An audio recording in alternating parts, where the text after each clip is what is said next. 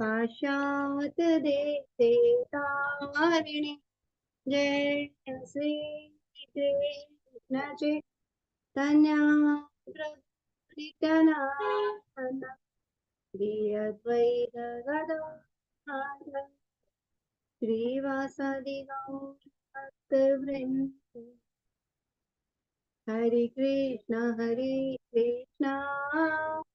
कृष्ण कृष्ण हरे हरे हरे राम राम राम राम हरे कृष्ण कृष्ण कृष्ण हरे हरे हरे राम राम राम हरे हरे हरे कृष्ण कृष्ण कृष्ण हरे हरे हरे राम राम राम हरे हरे हरे कृष्ण कृष्ण कृष्ण हरे हरे हरे राम राम राम हरे हरे हरे कृष्ण कृष्ण कृष्ण हरे हरे हरे राम राम राम हरे हरे हरे कृष्ण कृष्ण कृष्ण हरे हरे हरे राम राम राम हरे हरे हरे कृष्णा। सभी भक्तों का बहुत बहुत स्वागत है, अभिनंदन है। आज हम आप सभी के साथ इतनी सुंदर यात्रा करते हुए आज हम 18वें अध्याय पे आ गए हैं और हमारा आज का बहुत सुंदर अध्याय है।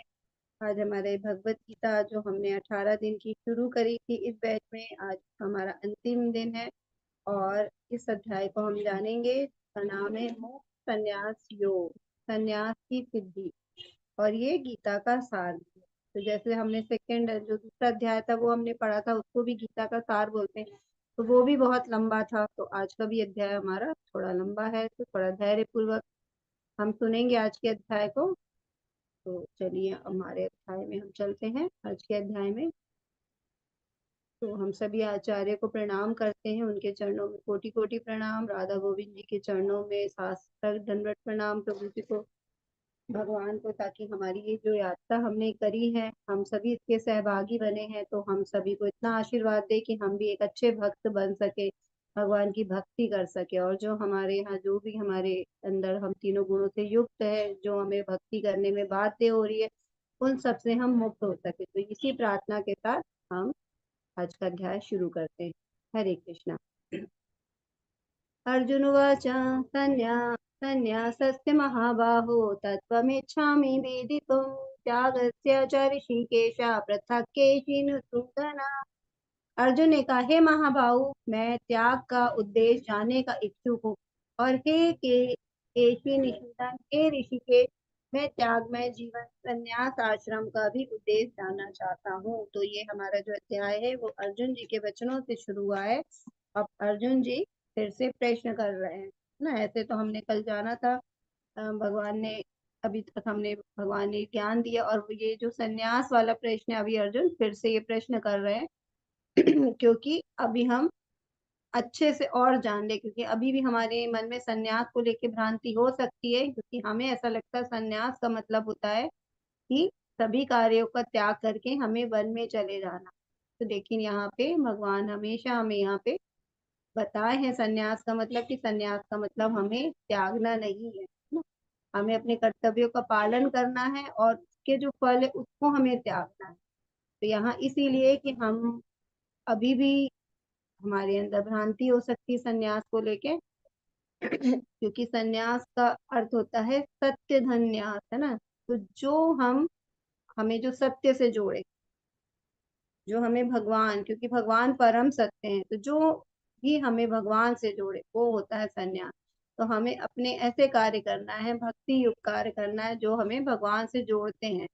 और हम अपने जीवन के सारे कर्तव्य को करते हुए, अपने सारे कार्यों को करते हुए हमें सारे काम ही भगवान को समर्पित करना है। तो संन्यास का असली मतलब ये होता है। तो यहाँ पे अभी अर्जुन जी फिर से पूछ रहे हैं कि, और यहाँ बहुत सुंदर सुंदर भगवान को बहुत ही सुंदर सुंदर तरीके से उन्होंने भगवान का उद्घोष किया है ना। केशी निषूदन कहा है क्योंकि उन्होंने केशी नामक राक्षस को मारा था।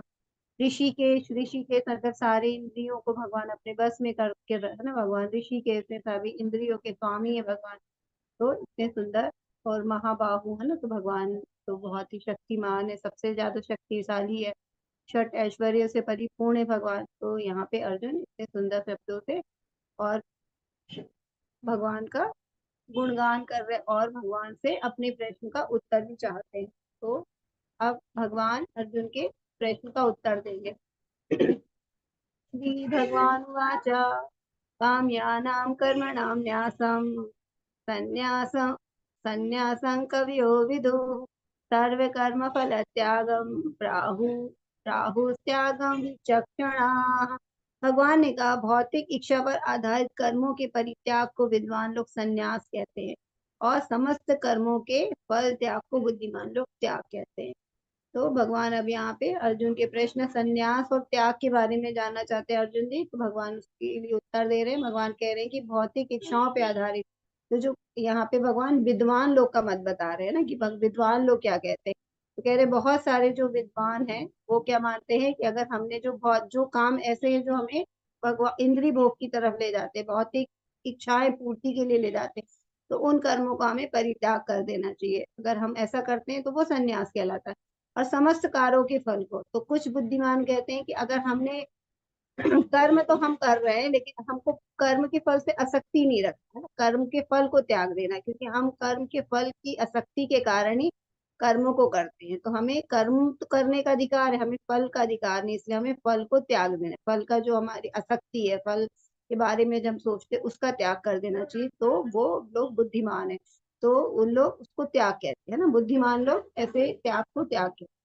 कुछ विद्वान घोषित करते हैं कि समस्त प्रकार के सकाम कर्मों को दोषपूर्ण समझकर त्याग देना चाहिए, किंतु अन्य विद्वान मानते हैं कि यज्ञ, दान तथा तपस्या के कर्मों को कभी नहीं त्यागना चाहिए।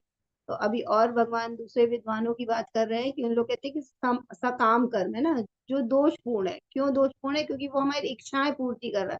हम धर्म युक्त तो कार्य कर रहे हैं लेकिन हम उससे अपनी इच्छाओं की पूर्ति करें, और वो कौन सी इच्छा है? भौतिक इच्छा है। तो अगर हम भौतिक इच्छाओं की पूर्ति के लिए कार्य कर रहे हैं तो वो दोषपूर्ण है। ऐसा हमें समझना चाहिए कि हमें ये काम नहीं करने हैं और ऐसा समझ के हम इनको त्याग देना चाहिए। किंतु और विद्वान है वो यज्ञ, दान, तपस्या, उन कर्मों को कभी नहीं त्यागना चाहिए।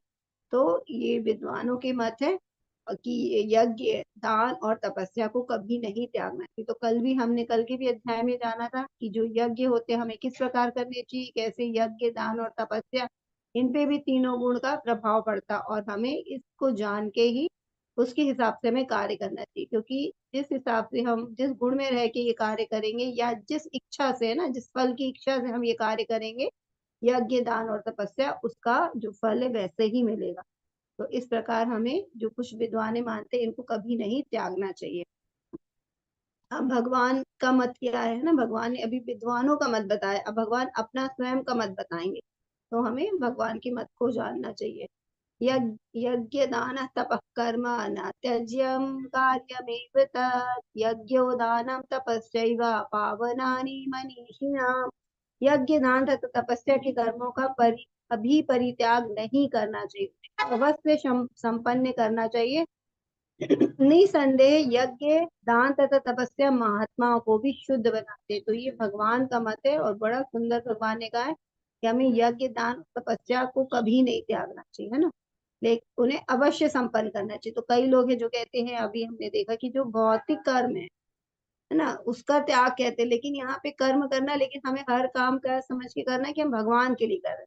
जैसे हमने देखा यज्ञ कैसा करना है ना, कल के अध्याय में भी हमने जाना था। तो यज्ञ कैसे करना है? तो यज्ञ हमें क्या करना, अभी हमको मालूम होना चाहिए। यज्ञ नाम संकीर्तन करना, भगवान के नाम का उच्चारण, क्योंकि हमने जान लिया 4 युग, कलयुग होता है, उसका जो धर्म युग होता है वो नाम संकीर्तन, नाम लेना ही सबसे सही होता है ना, क्योंकि अभी हम कोई चीज और करने में सक्षम नहीं है, हमारी आयु कम है, हमारी शुद्धता कम है ना। तो ये सब है, तो यज्ञ में नाम यज्ञ करना। फिर दान कैसे करना है, क्योंकि सारी चीजें भगवान की है, हमें है ना, ईशावास्यम इदम सर्वम यत् किंच जगत्याम जगत तेन तत्तेन भुंजितम अग्रदा कश्चित् धर्म। तो ये सारी चीजें क्या है, भगवान ने ही दी है और सब भगवान की है। तो हम ये मानेंगे कि हम इसके स्वामी है ही नहीं, भगवान की चीज को हमें भगवान को ही हम दे रहे। तो जब इस मतलब हम इस भावना से दान देते हैं, ऐसे हमें दान देना।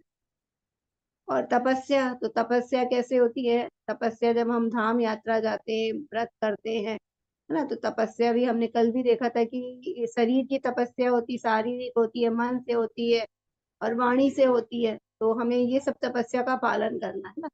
और ये सब चीज हमें मानना है कि ये सब चीज हमें भगवान की सेवा में लगा। तो हमें इनका परित्याग नहीं करना है, इसका है ना, इनको करना है, लेकिन हमें हमें जैसे भगवान ने बताया है कि इनकी जो विधि विधान का पालन करने के लिए कहा है, हमें उस बातों का ध्यान रखना और उसके अनुसार ही इसको करना है। और इससे करने से क्या है, भगवान कह रहे जो मनीषी, जो महात्मा लोग होते हैं, वो भी, क्योंकि महात्मा लोग हमें ऐसा लगता है ना कि वो तो सब चीज त्याग देते हैं और भगवान की भक्ति में लगे हुए, लेकिन भगवान कह रहे हैं कि जो महात्मा लोग होते हैं वो भी ये कार्य करते हैं। तो इसलिए हमें जब भी समय मिलता है तो हमें यज्ञ दान और तपस्या करते रहना चाहिए, क्योंकि ये हमें महात्माओं को भी शुद्ध बनाते हैं, तो ये हमें भी शुद्ध करेंगे। क्योंकि हमारे अभी हम भौतिकता में लिप्त हैं, तो अभी हम लोग बहुत ही हमारे में अशुद्धियां है। लेकिन हम जब ये सब करते हैं और भगवान को ही निमित्त मान के करते हैं और भगवान की प्रसन्नता के लिए करते हैं, भगवान की ही सेवा के लिए, इन सब चीजों के लिए करते हैं, हम अपना कोई भी उसका फल नहीं चाहते है ना, तो फिर ये हमको भी शुद्ध बना। एतान्यपि तु कर्माणि सङ्गं त्यक्त्वा फलानि च कर्तव्यानीति मे पार्थ निश्चितं मतमुत्तमम्। इन सारे कार्यों को किसी प्रकार की आसक्ति या फल की आशा के बिना संपन्न करना चाहिए। हे प्रजापुत्र, इन्हें कर्तव्य मान के संपन्न किया जाना चाहिए, यही मेरा अंतिम मत है। तो देखिए भगवान का मत है और ये भगवान हमें बहुत अच्छे से, देखिए अर्जुन जी ने फिर से प्रश्न किया है, क्योंकि अभी हमारी शुद्धि नहीं हुई है, अभी हम शायद अच्छे से नहीं समझ पाए, क्योंकि अर्जुन जी हमारे भाव कोई भगवान के सामने रख ले, तो उन्होंने फिर से एक बार ये बात हमारे सामने हमारे प्रश्न को रखा ताकि हम और अच्छे से समझ पाए। और भगवान ने बहुत सुंदर यहाँ पे, है ना, अब कह दिया कि मेरा अंतिम बात है, मतलब हमें कार्य को त्यागना नहीं है, हमें सब कार्य को करना है, लेकिन आसक्ति नहीं रखना है ना, उसके फल की आशा नहीं करना है, क्योंकि परिणाम अच्छा हो या बुरा हो, हमें कार्य अच्छे करने हैं, भगवान को समर्पित करके करना है, धर्म युक्त कार्य करने हैं, और हमें उससे आसक्ति नहीं रखना है। उसका फल अच्छा है या बुरा है, भगवान का प्रसाद समझ के उसको ग्रहण करना है ना, क्योंकि भगवान की इच्छा है। और जब भक्ति करते भक्त के लिए, तो भगवान वैसे भी हमने देखा था ना, भगवान अपने भक्तों के लिए तो और भी ज्यादा वो कृपा करते हैं। उन्होंने कहता मैं किसी सबसे समभाव रखता, मैं किसी से राग द्वेष नहीं करता हूँ, लेकिन जो मेरी भक्ति करते हैं उनके लिए मैं, और भगवान उनके लिए कृपा करते हैं। तो भगवान अपने भक्तों पे तो सदा कृपा करते हैं ना, योगम शैवम वहाम्यम, हमारी सारी आवश्यकताओं की पूर्ति करते हो अपने भक्ति। भगवान वैसे कभी किसी भक्त का बुरा नहीं होना करते भगवान। तो इसलिए ऐसी हमें आशा रखना है कि हमारे साथ जो हो रहा है वो हमारे अच्छे के लिए ही हो रहा है, ऐसी आशा रख के हमें कर्म करना है, और जो फल मिलेगा उससे हमें आसक्त नहीं होना है, और हमें अपना कर्तव्य मान के करना है कि ऐसे कार्य से हमें मुंह मोड़ नहीं मोड़ना है कि हम तो भक्ति कर रहे हैं, अब हमें कोई कार्य संपन्न करने की आवश्यकता नहीं है। ये बात भी भगवान ने कहीं भी अर्जुन को नहीं बोली है ना। बहुत सारे लोग हैं जो कहते हैं कि भगवत गीता पढ़ेंगे तो वो अपना कार्य छोड़ के क्या एकदम सन्यासी बन जाएंगे। तो यहाँ पे उन लोगों के लिए भगवान ने ना विशेष रूप से मार्गदर्शन किया है, क्योंकि भगवान ने पूरी भगवत गीता में कहीं नहीं बोला कि तुम अपने काम को, अपने कर्तव्यों को छोड़ दो, अपने दायित्वों को छोड़ दो। बहुत सारे लोग होते हैं ना जो अपने माता पिता का, जो उनका उत्तरदायित्व होता माता पिता के लिए करने के लिए ना, अपनी पत्नी के लिए, वो सब छोड़ के संन्यास ले लेते हैं। कहते हैं कि नहीं, हमने तो अब हमको जान लिया जीवन का उद्देश्य है हमें भक्ति करना, तो हम सब कुछ त्याग देते और वन में चले जाते। तो ये भगवान ने कहीं नहीं बोला, इसलिए भगवत गीता जरूर पढ़ना चाहिए और सही मार्गदर्शन से पढ़ना चाहिए, क्योंकि हम गलत भी समझ सकते हैं ना, क्योंकि भगवान ने तो हमें सही मार्ग दिखाया, लेकिन अगर हमारी बुद्धि शुद्ध नहीं है, हमारे पास शुद्ध स्पष्ट ज्ञान नहीं है, हम उसको अपने मन से मन गढ़ंत, क्योंकि बहुत सारे लोग हमने देखा ना धर्मों का पालन करते हैं लेकिन अपने मन के अनुसार करते हैं। ना, विधि विधानों का पालन शास्त्रों के अनुसार ना करके मन गढ़ंत तरीके से अपने मन रुचि के अनुसार कार्य करने लगते हैं। तो ये अर्थ को भी वो अपने मनगढ़ंत तरीके से ले लेते हैं ना, और फिर कहते हैं भगवत गीता पे छोड़ देते हैं कि भगवत गीता में ऐसा लिखा है ना। अभी हम देखते हैं समाज में भी बहुत सारी चीजें आती हैं, हमारे पास मैसेज आते हैं जिसमें लिखा है भगवत गीता में ये लिखा है वो लिखा है। तो आप पढ़िए पहले भगवत गीता, तब आप उस मैसेज को डालिए, क्योंकि मैं पढ़ती हूँ, हम लोग पढ़ते हैं तो हमें लगता है ये बात तो कहीं लिखी ही नहीं है भगवत गीता में ना। तो इसलिए सब मन से डाल देते हैं, है ना। इसलिए हमें भगवत गीता सभी को पढ़नी चाहिए, समझनी चाहिए, और भगवान जी हम लोग से क्या हमें ज्ञान देना चाहते हैं, उस ज्ञान को अच्छे से स्पष्ट रूप से समझना चाहिए। तो भगवान यहाँ कह रहे अपने कर्तव्य को अपना कर मतलब सारे काम अपने कार्यों को कर्तव्य मान के संपन्न करना चाहिए, और यही भगवान का अंतिम मत है। हे महाभाव अर्जुन, वेदांत के अनुसार समस्त कर्मों की पूर्ति के लिए 5 कारण है, अब तुम उन्हें मुझसे सुनो। कर्म का स्थान, कर्ता, विभिन्न इंद्रियां, चेष्टाएं तथा परमात्मा, ये 5 कर्म के कारण है। तो जो कई लोग होते हैं हर अपने आप को कर्ता मानते कि हम ही कर रहे हैं काम, तो उनके लिए भगवान कह रहे हैं। या फिर बहुत सारे लोग हैं जैसे परिणाम कोई कार्य कर रहे, प्लानिंग करी और वो प्लानिंग समझो फेल हो गए, उसका फल बहुत ही बुरा आया, तो वो अपने आप ही को कर्ता मान लेते हैं। और कई बार होते हैं ना जैसे सुसाइड भी कर लेते हैं बहुत सारे लोग, है ना, अपने जीवन से परेशान होके कि मेरे कारण ऐसा हो गया। तो यहाँ पे भगवान बता रहे हैं कि खाली एक व्यक्ति के कोई काम करने से कोई काम पूरा नहीं होता है ना, 5 कारण होते हैं, मतलब कम से कम 5 कारण होते हैं, ज्यादा तो बहुत सारे हो सकते हैं लेकिन कम से कम 5 कारण तो निश्चित रूप से होते हैं। ये हमें भगवत गीता में भगवान बता रहे हैं। तो क्या है ये 5 कारण? कि अब तुम मुझसे सुनो, है ना। कर्म का स्थान, तो कोई भी काम को करने के लिए पहले हमें स्थान चाहिए, है ना। फिर कर्ता, कोई उस कार्य को करेगा, फिर उस कार्य को करने के लिए उसकी विभिन्न इंद्रियां, है ना, हम हाथ पैर मुंह शरीर ज्ञान बुद्धि इन सब से कार्य करेंगे, तो उस कार्य को पूरा करने के लिए इंद्रियां चाहिए। फिर चेष्टाएं, उसको कार्य करने के लिए हम कितनी अपना अपना मतलब पूरी चेष्टाएं लगा देते हैं ना, कि हम पूरी प्लानिंग करते हैं कि कैसे करना है, क्या करना, कौन कौन सी चीज की आवश्यकता है ना, पूरा अपना बुद्धि को लगाते हैं, चेष्टाएं लगाते हैं कि कैसे हम उस कार्य को पूरा करेंगे, कि पूरी प्लानिंग करते हैं। तथा परमात्मा, तो ये 5वां कारण है ना। ये 5 कारण तो होते ही होते हैं। तो अगर हम समझे एक अगर मान लीजिए हम विद्यार्थी के रूप में समझेंगे कि जैसे एक विद्यार्थी होता है, जैसे अभी मौसम ही है ना, अभी पूरे सब बहुत सारे एग्जाम चल रहे हैं ना, बोर्ड एग्जाम चल रहे हैं। कई बच्चे होते हैं मान लो परिणाम उनके अनुकूल नहीं आया, तो वो अपने आप को ही मान लेते कि हम ही अ, हमारे ही कारण परिणाम नहीं आए, और वो सुसाइड कर लेते। तो उनके लिए इसलिए बच्चों को भी भगवत गीता जरूर पढ़ानी चाहिए हमें, क्योंकि वो फिर उतने ही अपने कार्य को करने के लिए वो उतनी ही जागरूक होते हैं, है ना, क्योंकि ये कर्तव्य प्रधान है, ये कर्तव्य करने की बात कर रही है। और कह रही फल भगवान पे छोड़ देती कि फल हमारे हाथ में नहीं है। बहुत सारे कारण होते हैं ना, तो उसमें से क्या कारण होते हैं, मान लीजिए विद्यार्थी है ना, वो पढ़ाई कर एग्जाम देने जा रहा है, तो एक एग्जाम का उसका हॉल है, जो एग्जाम देने जाएगा वो स्थान है, फिर वो एग्जाम देने गया वो खुद करता है, फिर उसने विभिन्न इंद्रिया, फिर चेष्टाएं, उसका मन, और फिर परमात्मा। तो परमात्मा जैसे अगर मान लीजिए कि उसने बहुत पढ़ाई किया, तो वो जाएगा, अगर मान लीजिए फेल हो गया ना, तो क्या क्या कारण हो सकते हैं, हो सकता है स्थान अच्छा ना हो, है ना, उसको वहां पे बहुत ज्यादा घुटन हो रही हो, या वो एकदम अच्छा स्थान नहीं होता कि उसका जो अच्छा पढ़ के गया हो लेकिन वहां मन ही नहीं कर रहा हो, है ना। कई बार होता है बैंक मतलब बहुत सारी चीजें होती है जो सुविधाजनक नहीं होती लिखने के लिए, तो वो चाह के भी बच्चा लिख नहीं पाता है, तो स्थान अच्छा ना हो, दूसरी बात है करता हो, वो भी एक कारण है कि उसने अच्छे से पढ़ाई ना की हो, है ना। वो तो एक कारण तो वो है ही करता, लेकिन उसके साथ और कारण है। और फिर क्या है, ये इंद्रिया, जैसे वो लिख रहा हो लेकिन लिखते ही नहीं, कभी कभी होता है ना ठंड में हम जाते तो हाथ हमारी उंगलियां हमारी कार्य नहीं करती है लिखने के लिए, तो इंद्रियां काम नहीं कर रही हो ना। और फिर चेष्टाएं, हो सकता है उसका मन ही नहीं कर रहा है, कभी कभी होता है कि बहुत पढ़ाई किया है और लेकिन कभी कुछ परिस्थिति हमारे एग्जाम के 1-2 दिन पहले, मेन एग्जाम के पहले ऐसी परिस्थिति आ जाती है कि उसका मन विचलित हो जाता है ना, डिस्टर्ब हो जाता है ना। कुछ भी हो सकता है, कभी परिवार में कोई समस्या आ जाती है, कभी किसी तरीके से कोई समस्या खड़ी हो जाती है, तो उसका जो मन है, तो उसकी जो चेष्टाएं होती है, जो इतनी मेहनत कर रहा है, तो वो भी कहीं ना कहीं बाधित हो जाती है।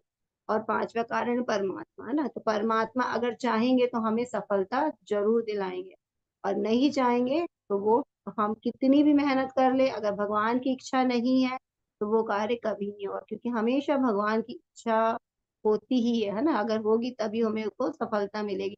तो ये 5 कारण, किसी भी कार्य को संपन्न करने के लिए 5 कारण तो होते ही है ना। और अगर उदाहरण समझेंगे, तो एक बिल्डिंग बनाना है ना, कोई बहुत बड़ा ऑफिस बनाना है, बड़ी बिल्डिंग बनाना है, तो सबसे पहले स्थान का चयन होगा। तो स्थान चाहिए, फिर वहां पे बहुत सारे लोगों को बुलाया जाएगा, कि जो करने वाले कर्मचारी होंगे ना, तो बहुत सारे कर्ता होंगे उसमें, फिर इंद्रियां, अब उसमें बहुत सारी मशीनरी चाहिए, मटेरियल चाहिए, तो वो सब चीजों से कार्य होगा, तो वो हो गया। फिर चेष्टाएं, उसकी पूरी प्लानिंग करी जाएगी, इंजीनियर होगा, फिर उसको पूरा एकाग्रता से उसकी पूरी प्लानिंग होगी, है ना, कि कैसे किसके बाद कौन सा कार्य करना है, कैसे पूरी व्यवस्थित तरीके से होना चाहिए। फिर परमात्मा, तो भगवान की भी सहमति होना सबसे जरूरी है ना। तो 4 कारण तो है, लेकिन उससे सबसे ज्यादा जरूरी कारण है परमात्मा। अगर परमात्मा की इच्छा नहीं होगी तो आज देखिए बहुत सारी बिल्डिंग हम देखते हैं जो आधी बन जाती है, लेकिन किसी तरह का स्टे लग जाता है गवर्नमेंट का, है ना, स्टेट गवर्नमेंट का या सेंट्रल गवर्नमेंट का, या फिर बहुत सारी चीज हो जाती है कि वो बन ही नहीं पाती, कंप्लीट ही नहीं हो पाती। मतलब क्या है कि भगवान वहां नहीं चाहते ना, भगवान की इच्छा नहीं है। तो इस प्रकार कभी भी हमें अपने आप को कर्ता नहीं मानना चाहिए, क्योंकि 5 कारण कोई भी कार्य को करने के लिए होते हैं। अतः जो इन 5 कारणों को ना मान के अपने आप को ही एकमात्र कर्ता मानता है, वह निश्चय बहुत बुद्धिमान नहीं होता और वस्तु को सही रूप से नहीं देखता। तो यहाँ भगवान ने स्पष्ट रूप से बता दिया है, जैसे हमने भी पढ़ा था, तीसरे अध्याय में भी हमने पढ़ा था ना, अः यज्ञ नहीं, हमने क्या पढ़ा था, वो प्रकृति के लिए मानाना ना, कि मतलब हमेशा जो आत्मा है अपने आप को कर्ता मानता है, और अहंकार में अपने आप को ही मानता है कि मैं ही करने वाला हूं, जबकि प्रकृति के 3 गुणों के द्वारा ही कार्य किए जाते हैं। तो यही है कि कोई भी कारण एक ही कारण नहीं होता है, ये भगवत गीता हमें बताती है। कर्ता ही खाली कारण नहीं होता, और जो ऐसा मानते हैं कि मैं अकेला ही इस काम को करने वाला हूँ, तो वो बहुत ज्यादा बुद्धिमान नहीं है ना, क्योंकि उसको बहुत बुद्धि ज्ञान नहीं है। तो इस प्रकार आज हम ज्ञान, कर्म और कर्ता के भी भगवान ने 3 3 भेद बताए हैं। अब हम बहुत सारी चीजें भगवान के द्वारा जानेंगे जो तीनों गुणों से प्रभावित होती है। अभी हमने कार्य करने के 5 गुण, 5 कारण देखे कि कोई भी काम 5 कारणों से ही संपन्न होता है। अब बहुत सारी चीजें हमें, जैसे ज्ञान है, कर्म है, कर्ता है, खुशियां, सुख है, बहुत सारी चीज हम देखेंगे जो तीनों जो हमने प्रकृति के 3 गुण पढ़े हैं, सतोगुण, रजोगुण और तमोगुण, उनसे वो प्रभावित होते हैं। तो इसको हम आज विस्तार से जानेंगे। प्रकृति के 3 गुणों के अनुसार ही ज्ञान, कर्म तथा कर्ता के 3 3 भेद होते हैं। अब तुम मुझसे इन्हें सुनो। जिस ज्ञान जिस ज्ञान से अनंत रूपों में विभक्त सारे जीवों में एक ही अविभक्त आध्यात्मिक प्रकृति देखी जाती, उसे ही तुम सात्विक जानो। तो जो सात्विक ज्ञान होता है ना, जैसे ज्ञान हम ले रहे, एक भौतिक ज्ञान भी हम जानते हैं और एक आध्यात्मिक ज्ञान है। तो बहुत सारे लोग हैं जिनको सिर्फ भौतिक ज्ञान होता है ना, तो वो अभी हम देखेंगे आगे। अभी जो आध्यात्मिक ज्ञान की बात करते हैं, पहले आध्यात्मिक जिनको ज्ञान है, तो वो मानते हैं ना कि सारे जीव में भगवान का वास है, क्योंकि हमने पढ़े सब में आत्मा भगवान का ही अंश है, और सब जितनी जीवित इकाई है उसमें आत्मा के रूप में आत्मा ही उस जीवित इकाई को रखी है, और वो भगवान का अंश है। तो मतलब सब में देख रहे हैं कि भगवान की ही आत्मा है, भगवान का ही अंश है, और सबको समदृष्टि से देख रहे हैं।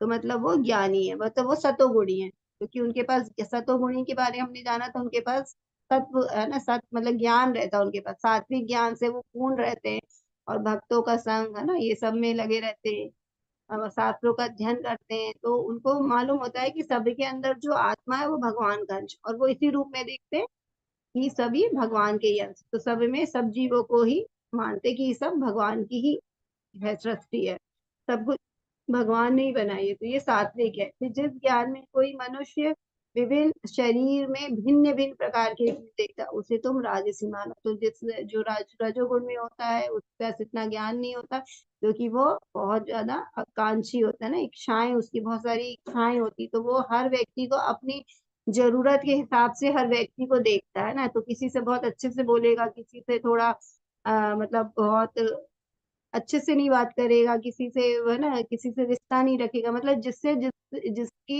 जिस व्यक्ति से उसकी आवश्यकता ज्यादा होगी उससे अच्छे से रिश्ता रखेगा, जिससे उसकी आवश्यकता नहीं होगी या आवश्यकता पूरी नहीं होगी उससे वो क्रोध करेगा, ईर्ष्या करेगा, तो मतलब अपनी भोग के हिसाब से ना, क्योंकि वो बहुत इच्छा पूर्ति के लिए अपना कार्य करते हैं, तो वो इसलिए हर व्यक्ति में अलग अलग उसके पास भिन्न भिन्न शरीर में वो भिन्न भिन्न प्रकार के जीवों को देगा, मतलब अपनी अपनी इच्छा के, अपनी भोग की इच्छा के अनुसार सब जीवों की तुलना करेगा ना, किसी से अच्छे से रखेगा, किसी से बिल्कुल नहीं रखेगा, किसी से गुस्से में रहेगा, तो वो इस प्रकार से अपनी भोग बुद्धि के हिसाब से वो सबको अलग अलग दृष्टि से देखेगा।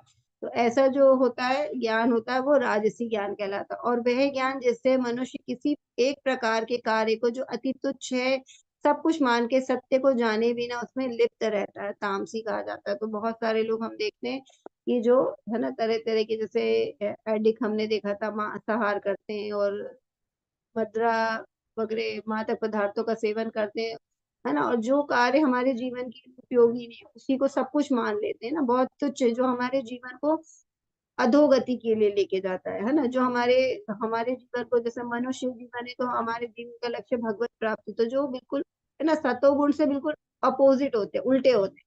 सतोगुण वाले के पास इतना ज्ञान होता है कि वो अपने ज्ञान को सतोगुण से समझो सत्वगुण में ले जाने के प्रयास में लगा रहता है, और जो तमोगुणी वाला रहता है वो अपने आप को और अधोगति में डालता रहता है, क्योंकि वो ऐसे विकर्म करता है जो शास्त्रों में जिस कार्य को करने के लिए मना किया गया, जो एकदम पाप युक्त है ना, ऐसे कार्यों में वो लिप्त रहता है और उसी में अपना पूरा समय निकाल देता है, क्योंकि सभी एक लिमिट समय लेकर आए हैं, लेकिन अगर हम उसको अच्छे काम में भी उस समय को लगा सकते हैं और उसको हम बुरे काम में भी लगा सकते हैं, और कई लोग कुछ काम ही नहीं करते, उस शरीर को उस समय को ऐसे ही जाने देते हैं।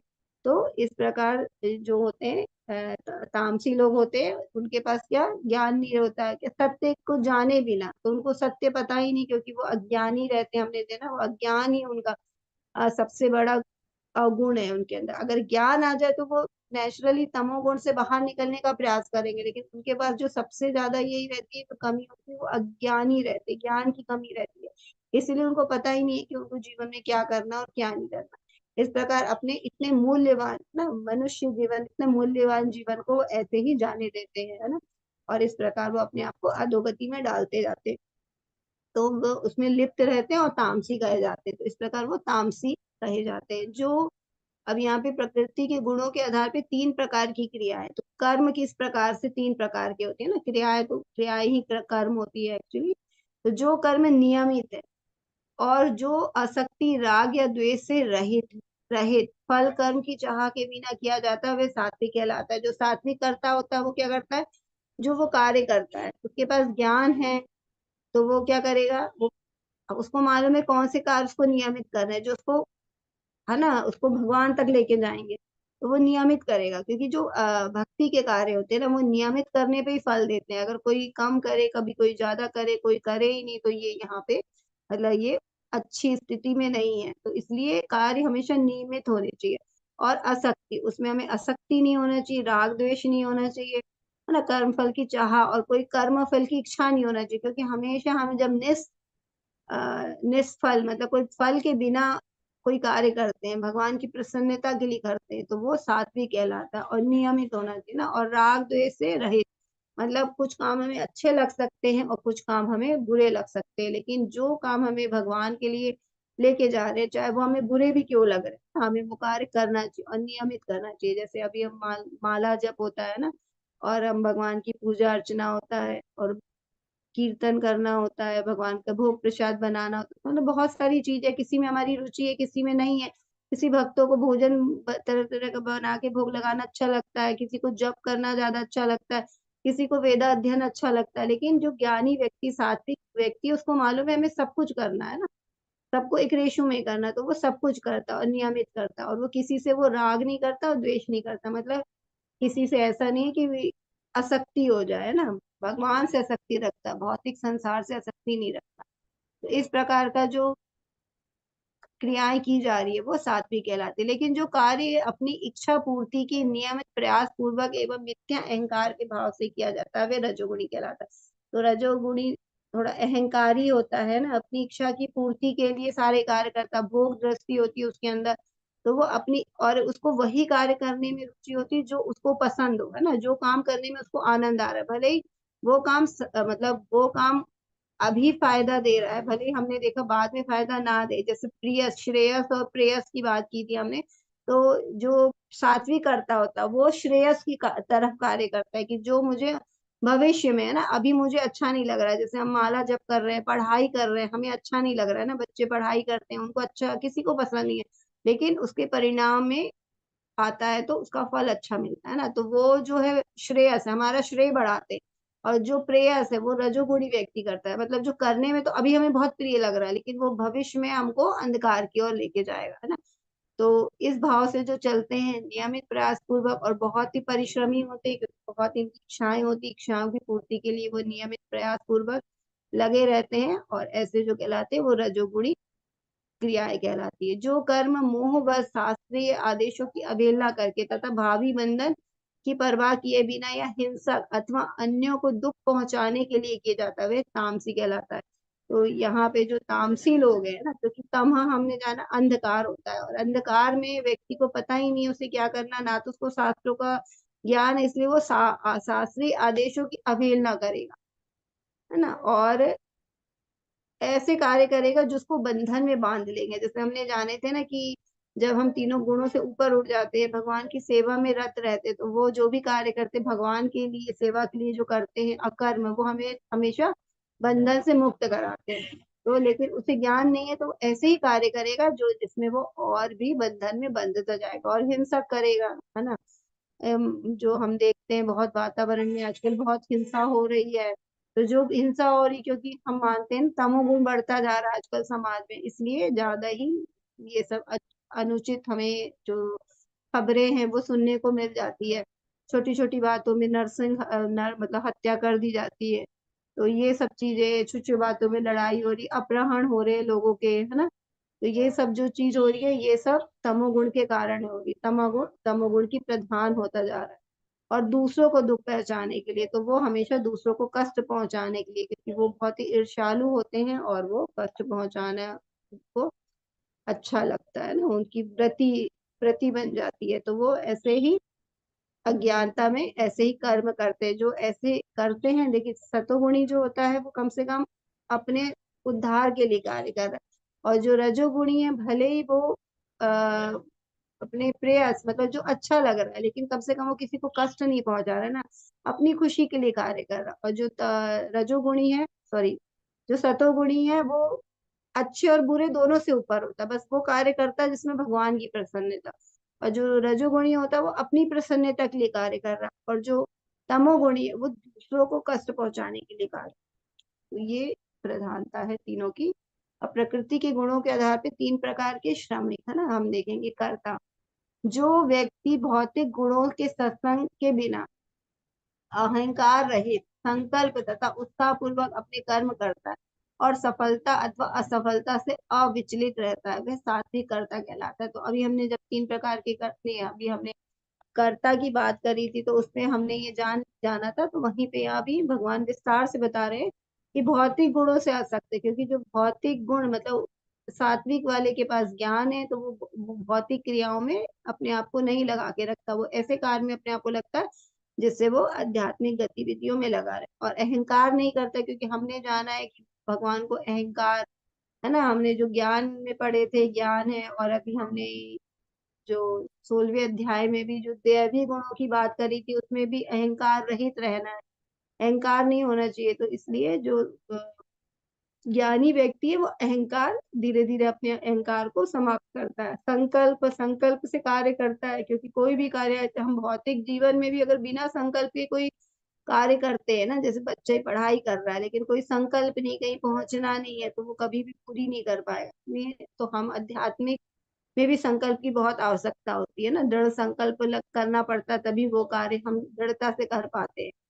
तो संकल्प उत्साहवर्धक, उत्साह पूर्वक अपना कर्म करता है ना। और सफलता, हम जो भी कर रहे हैं उसमें वो सफलता भी आ सकती है और असफलता भी, क्योंकि हो सकता है जब हम कोई भी कार्य शुरू करते हैं तो इस प्रारंभ में क्या होता है, हम उसमें निपुण नहीं रहते, तो हमारे उसमें गिरने की भी चांसेस रहते हैं। लेकिन जब हमको मालूम है कि वो कार्य हमें भगवान की तरफ ले जा रहे हैं, या उच्च रास्ते में ले जा रहे हैं, सही रास्ते में ले जा रहे हैं, तो उसमें आने वाली जो कठिनाइयां होती उसको भी हम बिना विचलित हुए अगर हम उस पे मतलब उसको भी सहन कर लेते, कठिनाइयों को भी, और हम उस पद पे आगे बढ़ते जाते, तो फिर हमें सफलता मिलती है। तो इस प्रकार सफलता और असफलता से अविचलित रहना है।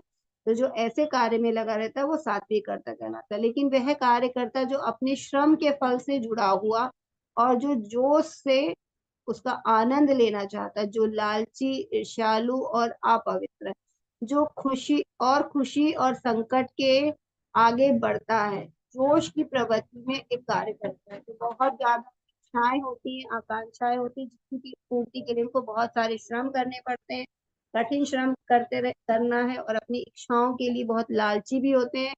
और अगर वो इच्छा उनको ना मिली तो जिसके पास होती है वो उनकी जो लालसा होती है किसी दूसरे व्यक्ति के पास है, तो उनसे वो ईर्ष्या करने लगते हैं। तो इनका मन अपवित्र होता है और ये अपने श्रम के फल से जुड़े होते हैं। मतलब हमेशा जो कर्म करते हैं उसके फल से, वो फल के लालच में ही कर्म करते हैं। और जोश मतलब बहुत ज्यादा जोश में कार्य करना पड़ता है, क्योंकि इनको जोश में काम करेंगे तभी ये अपने जो इच्छाएं हैं वो उसको पूरी कर पाएंगे। तो खुशी और संकट में आगे बढ़ते हैं, जोश की प्रवृत्ति में कार्य करता है, तो ये कार्य में लगे रहते हैं हमेशा। लेकिन इनके कार्य हमें ये समझना है कि ये भौतिक कार्य है ना, इनके जो कार्य वो आध्यात्मिक नहीं है, तभी ये रजोगुणी। अगर इनके जो कार्य हैं ये जो जोश में कर रहे हैं, आनंद में कर रहे हैं, अगर ये कार्य को आध्यात्मिक करे, भगवान से जोड़ के करे अपने कार्य को, तो ये वो सतोगुण में आ जाएंगे ना। लेकिन अभी ये सब भौतिक में स्तर पे ही है, इसीलिए रजोगुणी है। और जो सात्विक करता है वो सतोगुण में, मतलब वो आध्यात्मिक मार्ग की ओर बढ़ रहा है, तो वो सात्विक है। और जो भौतिक में ही आनंद ले रहा है, उसी के कार्य में लगा हुआ है, उसी में समय लगा रहा है, तो वो रजोगुणी है।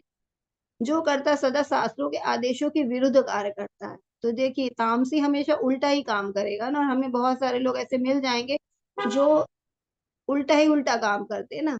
तो इस प्रकार, और जो हमें जो सतोगुणी हम पढ़ेंगे उससे जस्ट पूरा अपोजिट होगा, वो तमोगुणी होगा। तो वो शास्त्रों के हिसाब से चल रहे हैं, अच्छे कार्य कर रहे हैं, अपने उद्धार के लिए कार्य कर रहे हैं सतोगुणी लोग।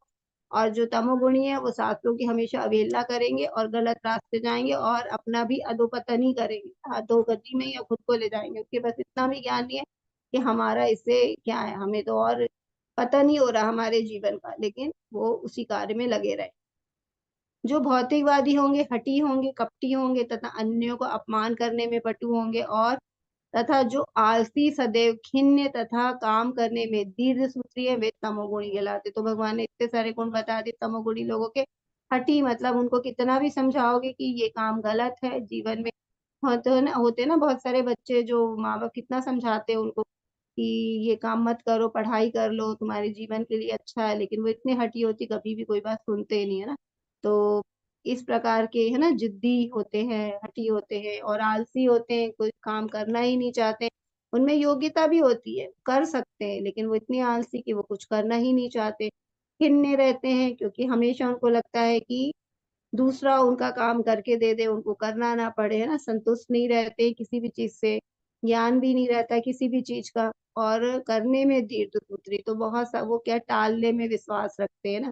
कोई भी कर, आज का काम कल कर लेंगे, कल का काम परसों कर लेंगे, और ऐसे धीरे धीरे करके उनको समय टालते जाते हैं। तो बहुत ही भगवान ने उनको दीर्घसूत्री शब्द दिया है। तो ये देखिए आजकल हमें ऐसे मिलते भी हैं लोग, और हमें समझना है, अगर हमें भी गुण होंगे कुछ कार्य के लिए हमें रुचि नहीं होती तो हम भी टालते रहते हैं। हमें समझना है भगवान ने तमोगुण की उपाधि दी, ऐसे ऐसी जो हमारी आदत है, तो हमको इसको भी सुधार करना चाहिए। ये तमोगुणी कहलाता है। हे धनंजय, अब मैं प्रकृति के तीनों गुणों के अनुसार तुम्हें विभिन्न प्रकार की बुद्धि तथा निर्धारण के विषय में विस्तार से बताऊंगा, तुम इसे सुनो। हे प्रथापुत्र, वह बुद्धि सतोगुणी है जिसके द्वारा मनुष्य ये जानता है कि क्या करनी है और क्या नहीं, किससे डरना चाहिए और किससे नहीं, क्या बांधने वाला और क्या मुक्ति देने वाला। तो जो सतोगुणी है, जैसे हमने जाने शास्त्रों की से का ज्ञान होता है, सात्विक उनके कर्म होते हैं, तो उन्हें पता होता है सब कार्य वो अपने आप को ऐसे सतोगुण में रखते हैं अपने आप को। और जो भी पाप क्रियाएं होते हैं उनसे बचते हैं, उनको पता होता है कि कौन सी क्रियाएं हमें बांध लेगी, कौन पाप युक्त कर्म है, तो वो कार्य से वो अपने आप को बचाते हैं।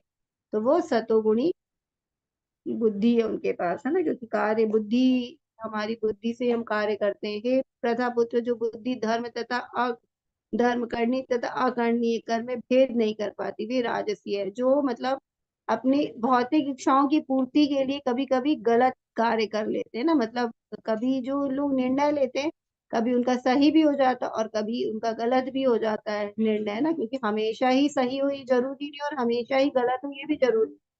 तो वो निर्णय लेते हैं बहुत सारी इच्छाओं की पूर्ति के लिए, तो कभी वो सही भी रहता है, कभी वो गलत भी होता है। तो वो बुद्धि धर्म तथा अधर्म, करनी तथा अकरणी कर्म में भेद नहीं कर पाती। मतलब उनका उद्देश्य रहता है बस कैसे भी हमारी जो लक्ष्य है, हमारा भौतिक लक्ष्य, उसको हम पार करें, है ना। तो उसके लिए वो कभी कभी गलत रास्ता भी चुनते हैं।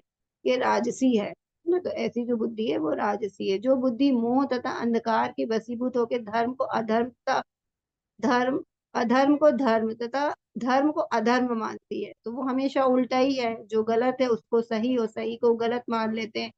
सदैव विपरीत दिशा में प्रयत्न करती है, वह तामसी है। प्रकृति के तीन गुणों के आधार पे तीन प्रकार का निर्धारण है ना। तो संकल्प हम जो करते हैं कार्य करने के लिए, है ना, डिटर्मिनेशन हमारा क्या होना चाहिए, वो भी तीन गुणों से प्रभावित होता है।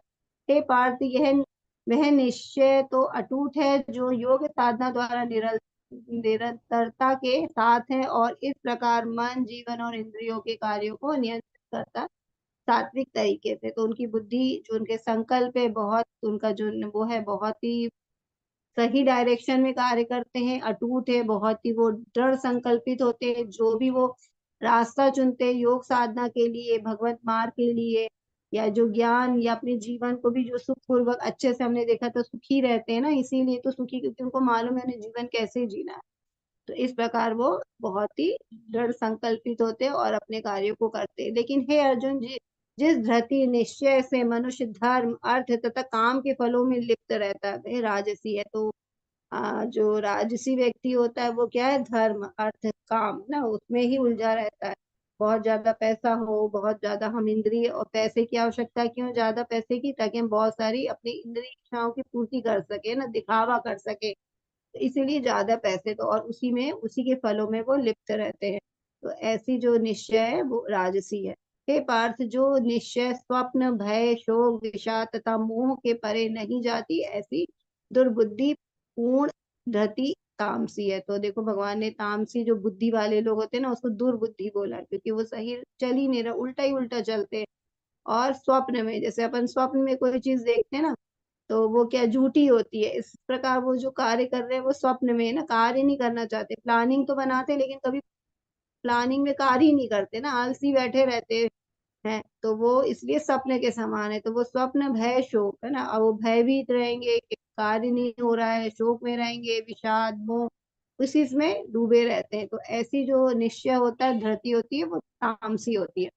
भौतिक प्रकृति के साधनों के आधार पे तीन प्रकार की खुशियां, तो ये बहुत ही मतलब महत्वपूर्ण है हमारे लिए कि हम खुशियां, है ना, खुशियां हम सब जानते हैं और सब चाहते हैं हम खुश रहे, हमारे जीवन में कभी दुख ना आए, खुशी ही खुशी रहे, है ना।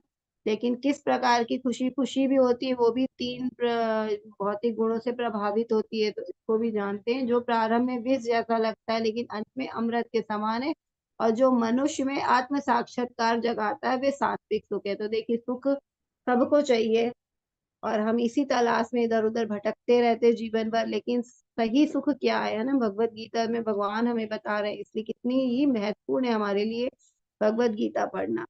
क्यों, जो प्रारंभ में विष जैसा ना, लेकिन अंत उसका अच्छा। जैसे बहुत सारी चीजें हैं जो प्रारंभ में हम करते हैं हमें अच्छी नहीं लगती है ना, जैसे पढ़ाई हो गई है ना, दवाई खाते हैं, तो बीमार है तो कड़वी दवाई अच्छी नहीं लग रही, लेकिन उसका परिणाम तो बहुत अच्छा आएगा कि हम स्वस्थ हो जाएंगे।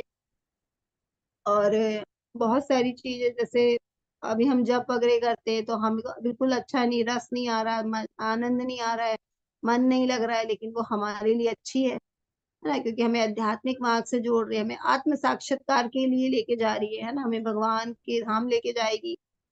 तो इस प्रकार ये जो चीजें हमें शुरू में तो अच्छी नहीं लगती है, लेकिन उसका परिणाम बहुत अच्छा आता है हमारे जीवन में। मतलब उसका जो परिणाम है वो शाश्वत आता है ना, शाश्वत सुख जो होता है, आनंद होता है ना, क्योंकि हम भगवान के मार्ग में जो भी कार्य करते हैं उसमें हमें आनंद मिलता है और वो शाश्वत आनंद होता है। ये भौतिक संसार का क्षणिक और झूठा आनंद नहीं होता। तो वो जो कार्य होता है, जो वो सुख होता है, वो सात्विक कहलाता है। जो सुख इंद्रियों द्वारा उनके विषयों के सत्संग से प्राप्त होता है और प्रारंभ में अमृत तुल्य तथा अंत में विष तुल्य लगता है, ये रजोगुणी कहलाता है। तो बहुत सारे कार्य हम अपनी इंद्रियों को ही सुख प्रदान है ना, ये भौतिक इंद्रियां हमारे शरीर की हमेशा सुख चाहती हैं, और इस सुख के लिए जो हम कार्य करते हैं, भौतिक जो कार्य करते हैं, उसमें ही हम लगे रहते हैं, और उसको प्राप्त करने से हमें जो सुख मिलता है, जैसे हमारी इच्छाएं हैं ना, और हमारी वो इच्छा पूरी हो गई, भौतिक इच्छाएं वो पूरी हो गई, तो हमको लगता है इससे बड़ा कोई सुख ही नहीं है। लेकिन वो सुख कितनी देर चलता है, वो तो अशाश्वत है। कभी भी वो सुख भी कभी दुख में बदल सकता है हमारे, ना पता भी नहीं चलेगा कि कब वो सुख हमारा दुख में परिवर्तित हो गया। तो जैसे एग्जाम्पल हम शास्त्रों में देखते हैं, जिनके पुत्र नहीं होते हैं, जैसे कई हमने देखे हैं कि फिर पुत्र की कामना के लिए बहुत परेशान रहते हैं, लेकिन पुत्र होते हैं वो पुत्र के द्वारा ही मारे जाते हैं, है ना। फिर वो सुख देखिए, वो सुख था जब पुत्र हुआ तब तो बहुत सुख लगा, लेकिन वो सुख कब दुख में बदल गया पता ही नहीं चला।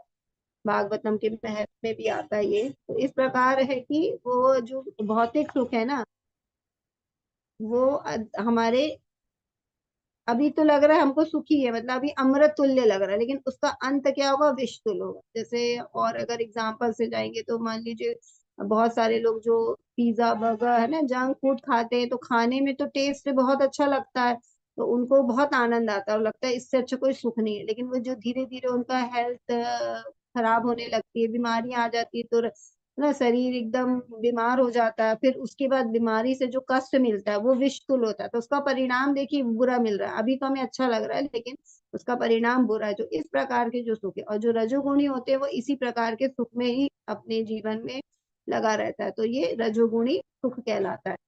तथा जो सुख आत्म साक्षात्कार के प्रति अंधा है, जो प्रारंभ से लेके अंत तक मोह कारक है, और जो निद्रा आलस तथा मोह से उत्पन्न होता है, वह तामसी कहलाता है। तो उस तामसी व्यक्ति को पता ही नहीं क्या करना है, तो उसको सुख भी नहीं पता, उसको तो ऐसे कार्य करता है जो ना तो उसको प्रारंभ में सुख देते हैं उसको, और न अंत में देते हैं, फिर भी वो ऐसे कार्यों में ही लगा रहता है और उसी को वो सुख मानता है।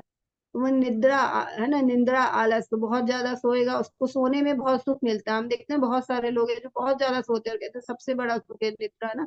तो एक सोना हमारे शरीर की आवश्यकता है, लेकिन एक उसकी भी समय अवधि बनाई गई है, तो हमें उसी में उतना ही सोना चाहिए, क्योंकि ज्यादा सोना ज्यादा खाना ये भी आत्म साक्षात्कार के लिए सही नहीं है ना। हमने 6वें अध्याय में जाना था कि भगवान ने बोला ना ज्यादा खाना है ना ज्यादा सोना, संयमित जीवन हमें बिताना, अनुशासित जीवन होना चाहिए हमारे जीवन का। तो जो ज्यादा खा रहा है, ज्यादा सो रहा है, आलस कर रहा है, मुंह कर रहा है, तो वो तो तमोगुणी ही श्रेणी में आता है। तो जैसे हम उदाहरण से समझेंगे तो बहुत सारे लोग है ना, बहुत सारे नशा करते हैं, है ना, अल्कोहल लेते हैं और तरह तरह के। तो वो क्या करते हैं, जब वो प्रारंभ करते हैं तो वो भी, अब किसी से पूछेंगे कि इसका स्वाद कैसा होता है ना, जो मदिरा लेते तो बोलेंगे बहुत कड़वा बहुत बेकार, लेकिन फिर भी वो उसको ले रहे, तो मतलब प्रारंभ भी बुरा है, टेस्ट बुरा है, लेकिन फिर भी, और उसका अंत क्या होगा, धीरे धीरे उनका शरीर पूरा खराब हो जाएगा और पूरे रोग से ग्रसित हो जाएगा और जल्दी मृत्यु हो जाएगी। तो कहीं ना कहीं वो अपने आज से भी खिलवाड़ कर रहे हैं और भविष्य से भी खिलवाड़ कर रहे हैं ना, तो ना तो वो आज हमें सुख दे पा रहा है और ना वो भविष्य में देगा।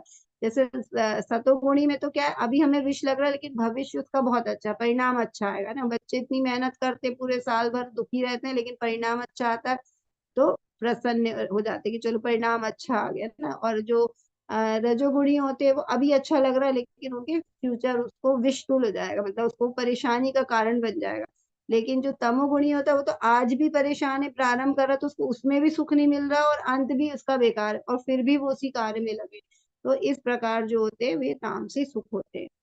प्रकृति के गुणों के आधार पे 4 प्रकार के आश्रम होते हैं। तो अब हमें जो आश्रम है ना, क्योंकि वेदों में वेद मतलब वर्ण आश्रम की व्यवस्था बताई गई है कि हमें अपना जीवन अगर शास्त्रों के आधार पे जीना है तो 4 प्रकार के आश्रम होते हैं ना। हमने ये चतुर वाला जो चौथा अध्याय था उसमें भी हमने पढ़ा था ना, चातुर्वर्ण्य न्यासाश्रम गुण कर्म विभाग ये भगवान ने 4 वर्ण बनाए हैं, 4 आश्रम बनाए, और भगवान कहते हैं कि ये सब मेरी व्यवस्था है।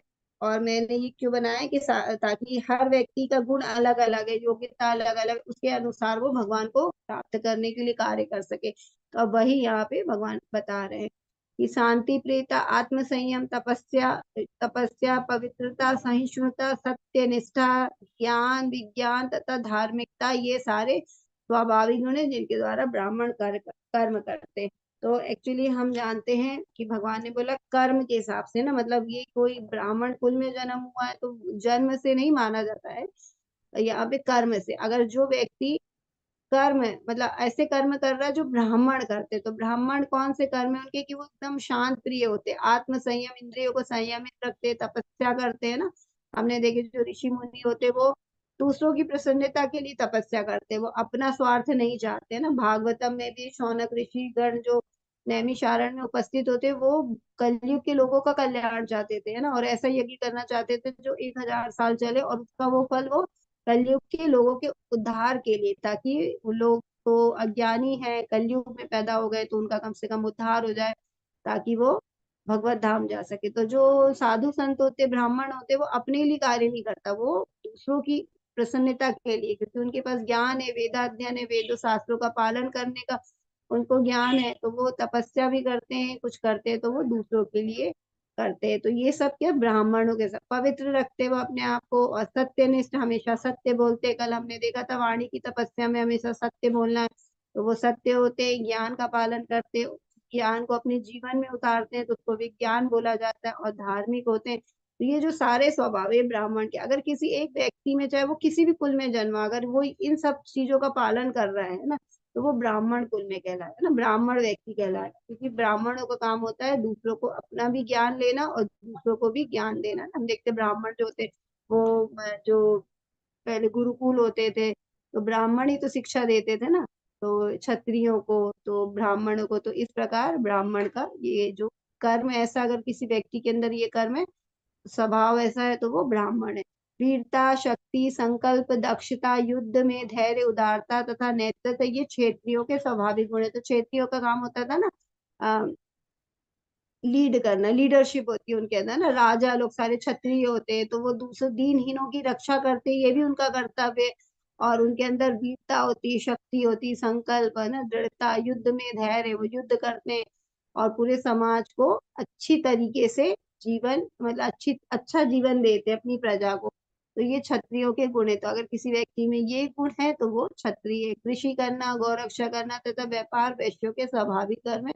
और शूद्र का कर्म श्रम तथा अन्यों की सेवा करना है। तो इस प्रकार भगवान ने ब्राह्मण, वैश्य, ब्राह्मण, क्षत्रिय, वैश्य और शूद्र सबके कार्य बताए। वैश्य की क्या बताएं कि उसकी कृषि करना, खेती करना, गौ रक्षा और व्यापार। तो आज हम व्यापार जो करते हैं उन्हीं को हम कहते हैं कि ये बिजनेसमैन है ना, ये वैश्य है। लेकिन और भी कार्य बताएं, कृषि करना और गौ रक्षा। तो आजकल गौ रक्षा करना तो कोई कर ही नहीं रहा है ना, व्यापार खाली अपना पैसा कमाने में लगे हुए हैं। तो ये लेकिन यहाँ पे भगवत गीता में ये कार्य, 3 कार्य बताए वैश्यों के, कृषि करना, गौरक्षा और व्यापार करना उनका स्वाभाविक कर्म है। जो ये जिनके मन में ऐसी भावना है, ऐसे कर्म है उनके, तो वो वैश्य है। और शूद्रों का काम है सबकी सेवा करना ना, सबकी अन्यों की सेवा करना। तो आज की समय कहते हैं कि क्योंकि हम लोग सब दूसरों की नौकरी कर रहे हैं ना, क्योंकि जो सेवक होता है वो दूसरों के घर सेवा करने जाता है ना, नौकरी करने। तो आज हम लोग यही चाहते हैं कि सब नौकरी करें, है ना, बड़े बड़े जो सब नौकरी कर रहे हैं, इसलिए कहा जाता है कि आज के कल युग में हम सब शूद्र हैं ना, सेवा ही कर रहे हैं दूसरे की। अतः प्रवर्तिर्भूतानां येन सर्वमिदं ततं स्वकर्मण तदर्वर्च तमभ्यर्च सिद्धिं विन्दति मानवाः। जो सभी प्राणियों का उद्गम है, जो सर्वव्यापी है, हम भगवान की उपासना करके मनुष्य अपने कर्म करते हुए पूर्णता प्राप्त कर सकता है। तो भगवान कहते हैं कि हम जिस भी हमारा जो स्वभाव है ना, हमें किसी दूसरे के स्वभाव को अपनाना नहीं है। हमारे अंदर जो भी भावना, हमें उसको उसी भावना से उसी कर्मों को करके भगवान को प्राप्त करना। भगवान ने ये चारों वर्ड में इसलिए बांटा कि सब अपनी अपनी योग्यता, अपनी अपनी क्षमता, अपनी अपनी जो हमें रुचि होती है हमारे अंदर ना, अपनी अपनी का सबकी देखिए अलग अलग। अगर किसी एक माता पिता के 3-4 बच्चे हैं तो वो उनकी भी 4 बच्चे, तो चारों की रुचि अलग। कोई जरूरी नहीं है कि जो जिसको भी ज्ञान पसंद है तो दूसरे को भी वही है ना, जो डॉक्टर बनना चाहता है तो दूसरा भी वही है ना। सब अलग अलग, सबकी रुचि अलग है, सबकी क्षमताएं अलग अलग है, सब में पढ़ने का तरीका अलग अलग है, किसी किसी में रुचि है किसी में, तो भगवान ने सबकी योग्यता अलग अलग है, सबका रुचि अलग अलग है, सब में क्षमताएं अलग अलग है।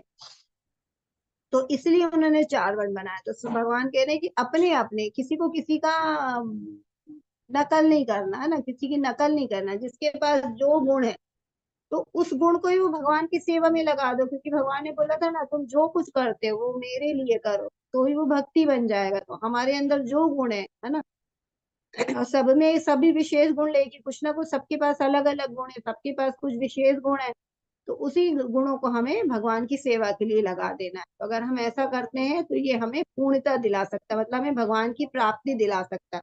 हमें प्राप्ति के लिए दूसरों के गुणों का, हमें कि ब्राह्मण है वो अच्छे कारण वेद अध्ययन कर रहा है, या तो वो जो कर रहा है तो वही भगवत प्राप्ति कर रहा है, ऐसा नहीं बोला भगवत गीता में। क्योंकि जो काम ब्राह्मण अपने ब्राह्मण के कार्य वेदाध्ययन करके पूजा पाठ करके जो उसको फल मिला, वही एक क्षत्रिय को रक्षा करके ना, अपनी प्रजा की रक्षा करके और युद्ध करके भी उसको वही लाभ मिलने वाला है ना। कोई किसी का अनुकरण ना करे कि एक दूसरे की नकल करे कि वो ज्यादा भगवान को प्राप्त करेगा, ऐसा नहीं है। जो जिसका जो स्वभाव है, जिसका जो वर्ण है ना, उस वर्ण में ही रह के अपने कर्तव्य को करे तो भी वो भगवान को प्राप्त कर सकता है। अपने वृत्तिपरक कार्यों को करना, चाहे वे कितना भी त्रुटिपूर्ण ढंग से क्यों ना किया जाए, अन्य किसी के कार्य को स्वीकार करना और अच्छी तरह करने की अपेक्षा श्रेष्ठ, अच्छी प्रकार करने की अपेक्षा अधिक श्रेष्ठ है। अपने स्वभाव के अनुसार निर्दिष्ट कर्म कभी भी पाप से प्रभावित नहीं होते। तो यही बात है, भगवान कह रहे जो भी तुम कार्य करते हो, जिसमें भी रुचि हो, तुम दूसरों का काम करोगे तो वो क्या करोगे, त्रुटिपूर्ण ढंग से करोगे। इससे अच्छा है दूसरों का कार्य करके करोगे, इससे अच्छा है कि तुम अपना काम, अगर अपना जो स्वभाव अगर वो त्रुटिपूर्ण ढंग से भी कर रहे हो ना, मतलब वो गलतियों से भी भरा कर रहे हो, लेकिन तुम अपनी प्रसन्नता, मतलब अपनी स्वभाव के अनुसार कर रहे हो और किसी की नकल किए भी ना कर रहे हो, तो भी ये तुमको भगवत प्राप्ति के लिए ठीक है, धीरे धीरे शुद्ध होगा ना। कोई बहुत अच्छे से करेगा तो उसको बहुत अच्छा परिणाम मिलेगा, लेकिन कोई त्रुटिपूर्ण कर रहा है तो उसको धीरे धीरे। लेकिन जब हम कोई भी कार्य शुरू करते हैं, जब हम अच्छे से नहीं करते लेकिन धीरे धीरे करके जब अभ्यास करते जाते हैं, तो हम भी क्या होते, पारंगत होते जाते हैं। तो इसलिए हमें जो भी कार्य, हमारा स्वभाव है, हमें दूसरों के कार्य का अनुकरण या नकल नहीं करनी है। हम अपने स्वभाव के अनुसार अपने कार्य करते रहे और कार्य करके भी हम भगवान की प्राप्ति कर सके। तो यहाँ पे बहुत सुंदर उदाहरण दिया है यहाँ पे कि देखिए, यहाँ पे एक जंगल है और बहुत सारे जानवरों को बुलाया गया है, और एक जन कहते हैं कि जो सबसे ज्यादा, जो सबसे पहले ऊपर पेड़ पे चढ़ जाएगा है ना, वही विजेता है। तो यहाँ पे हाथी भी है, सील भी है ना, और पक्षी भी है, बंदर भी है, मछली भी है ना। तो ये सब है। तो बोला जा रहा है इतने सारे जानवरों को, तो अगर हम बोलेंगे ऐसा कोई कंपटीशन रखा जाएगा कि पेड़ पे सबसे पहले कौन चढ़ेगा ना, वही विजेता है, बाकी सारे सब बेकार है ना। जो विजेता बस वही असली है, बाकी सब बेकार है। तो ऐसे तो बंदर ही सबसे पहले चढ़ेगा क्योंकि उसका स्वभाव है पेड़ों पे चढ़ना ना। बाकी हाथी तो कभी चढ़ ही नहीं पाएगा, तो क्या वो बेकार है क्या? ना, नहीं, कोई भी बेकार नहीं, सबके अपने अपने स्वभाव है, अपने अपने कर्म है। तो अब अगर बोला जाएगा कि सबसे ज्यादा कौन खा सकता है, तो वो हाथी उसमें जीतेगा। अगर बोलेंगे सबसे ज्यादा पानी में कौन तैर सकता है, कौन सबसे उसमें जो आगे रहेगा, तो वो मछली है ना। तो सबका अपना अपना स्वभाव है ना, और सब अपने विशेष स्वभाव को लेके जन्म लिए है ना। इसलिए सबको अपने ही कर्म करना, और लेकिन उसको भगवान को समर्पित करके करना। लिखा अपने स्वभाव के अनुसार निर्दिष्ट कर्म करे, मतलब जो जिस काम के लिए बने वो काम करे, कभी भी पाप से प्रभावित नहीं होते। तो हमें अपने कार्य करना है, दूसरे के कार्य को नहीं करना। बस ये उन कार्यों में आसक्ति नहीं रखनी है और वो भगवान को समर्पित करना है। जो आत्म संयमी तथा अनासक्त है और एवं जो समस्त भौतिक भोगों की परवाह नहीं करता, वह संन्यास के अभ्यास द्वारा कर्म फल से मुक्ति की सर्वोच्च सर्व सिद्धि को प्राप्त कर सकता है। तो यही बोला है कि हमें आत्म संयमी बनना है, अनासक्त रहना है, किसी कार्य से हमें आसक्ति नहीं रखना है, और भौतिक भोगों को नहीं भोगना है हमें ना। क्योंकि संन्यास हमने जाना भगवान की प्राप्ति के लिए कार्य करना है, तो भगवान की प्राप्ति के लिए करना है। तो अगर हम ऐसा कर रहे हैं तो हम वो सर्वोच्च सिद्ध अवस्था को, मतलब भगवान को हम प्राप्त कर सकते हैं।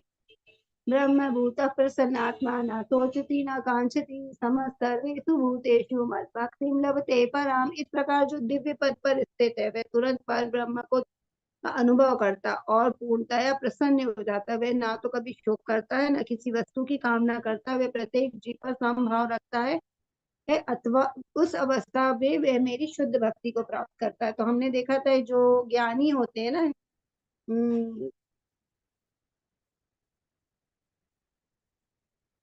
जो ज्ञानी होते हैं वो सब में देखते हैं ना कि उनमें सब भगवान की आत्मा है ना। हमने पढ़ा था विद्या विनय संपन्न ब्राह्मण है गवि हस्तिनी। नहीं, तो जो ब्राह्मण है, जो ज्ञानी है, वो जानता है कि सब में भगवान का अंश है और भगवान ही सबके नियंता है। तो वो कभी भी किसी से क्या करता है, किसी भी चीज की इच्छा नहीं करता, किसी से ईर्षा ईर्षा द्वेष नहीं करता है, और वो कोई चीज की कामना नहीं करता है ना। वो दिव्य पद पे पहुंच जाता है और वो भक्ति में ही लगा रहता है, सब जीवों में समभाव देखता है। तो जो ऐसे भक्ति कर रहा है वो शुद्ध भक्ति को प्राप्त होता है। अगर ऐसी हमारी अवस्था आ गई कि हम सब जीवों से प्यार करें ना, प्यार करें मतलब हम जान ले, किसी को कष्ट नहीं दे, कि इसमें भी भगवान का वक्त, जो हमारे शत्रु हैं उसको भी हम बहुत इज्जत दें, है ना। ये हो सकता है हमसे, है ना, नहीं हो सकता। जो हमारे शत्रु है उससे हम दूर रहते हैं ना, उनको दूर की नजर से देखते हैं कि भैया, और अगर सामने आ जाए तो हम, क्रोध आ जाता है हमारे अंदर। लेकिन जो ज्ञानी पुरुष है, जो भक्ति में लगा है, जब भक्ति करते करते हमारे अंदर जो काम क्रोध सब लोग नष्ट होने लगता है, तो कोई शत्रु भी आ जाए ना हमारे सामने, मतलब कभी रहा होगा शत्रु वो हमारा, लेकिन आज वो हम उसको भी समभाव से देखेंगे कि हमारा कोई बहुत मित्र नहीं है, कोई शत्रु नहीं, हमारे सब एक जैसे, सब भगवान के ही बंदे और भगवान की ही उसमें आत्मा है। तो हम सबका सम्मान करेंगे। तो इससे हम जान सकते हैं कि हम ब्रह्मभूत अवस्था पे पहुंच गए। केवल भक्ति ही मुझ भगवान को यथारूप में जाना जा सकता है। जब मनुष्य ऐसी भक्ति में मेरा पूर्ण भावना में होता है, वे वैकुंठ जगत में प्रवेश कर सकता है ना। भक्त्या माम भी जानाति यावन्यस्तपि तत्वतः ततो माम तत्वतो ज्ञात्वा विशते तदनंतरम। तो ये बहुत सुंदर श्लोक है, भगवान ने स्पष्ट रूप से बोला है। क्योंकि हम पूरी भगवत गीता में हमने देखा कि भगवान ने भले ही हमें बहुत सारा ज्ञान दिया, ज्ञान योग दिया, कर्म योग बताया, ध्यान योग बताया है, और हमें निष्काम योग भी बताया भगवान ने। लेकिन यहाँ पे हमें भगवान को अगर जानना है, भगवान के पास हमें जाना है, तो हमें सिर्फ भक्ति ही एकमात्र रास्ता है ना। हमने ये भी जाना था, और यहाँ स्पष्ट रूप से लिखा, भगवान को अगर भगवान के रूप में जाना है, यथा रूप में, हम लोग इसलिए यथा रूप पढ़ रहे हैं ताकि भगवान को हम उसी रूप में जान सके जैसे भगवान है। तो अगर यथा रूप में हमें जानना है भगवान को, तो केवल भक्ति ही एकमात्र रास्ता है। जब मनुष्य ऐसी भक्ति में पूर्ण कृष्ण पूर्ण भावनामृत में होता है, तो वह बैकुंठ जगत में प्रवेश कर सकता है। तो हमें भगवान का जो धाम है, बैकुंठ धाम है, गोलोक धाम है, अगर हमें वहां जाना है तो हमें भगवान को अच्छे से जानना होगा। भगवान को अच्छे से जानने के लिए हमें भक्ति, पूर्ण भक्ति में रत रहना होगा। मेरे शुद्ध भक्त मेरे संरक्षण में समस्त प्रकार के कार्यों में संलग्न रहकर भी मेरी कृपा से नित्य तथा अविनाशी धाम को प्राप्त कर सकते। तो जो भगवान के उच्च कोटि के भक्त हैं, जो शुद्ध भक्त हैं, वो भगवान की ही कृपा से भगवान के संरक्षण में रहते, और वो भगवान की ही प्रसन्न करने के लिए सारे काम में करते रहते ना। भगवान की प्रसन्नता के लिए करते, मतलब भगवान की सेवा में लगे रहते। तो भगवान कह रहे जो व्यक्ति ऐसे रहते उनपे मेरी नित्य कृपा रहती है ना, तथा अविनाशी धाम को प्राप्त करते। तो भगवान हमेशा उनपे कृपा बनाए रखते हैं, क्योंकि भगवान भी ऐसे भक्तों को बहुत हृदय से प्रेम करते हैं। क्योंकि कहते हैं भक्तों के हृदय में भगवान होते हैं, और भगवान के हृदय में ऐसे शुद्ध भक्त होते हैं ना। जैसे हम प्रभुपाद जी को देखते हैं, तो प्रभुपाद जी शुद्ध भक्त है। आज उन्होंने कितने लोगों का जीवन परिवर्तित कर दिया। इतने लोग हैं जो भक्ति कर रहे हैं, भगवान को जान पा रहे हैं।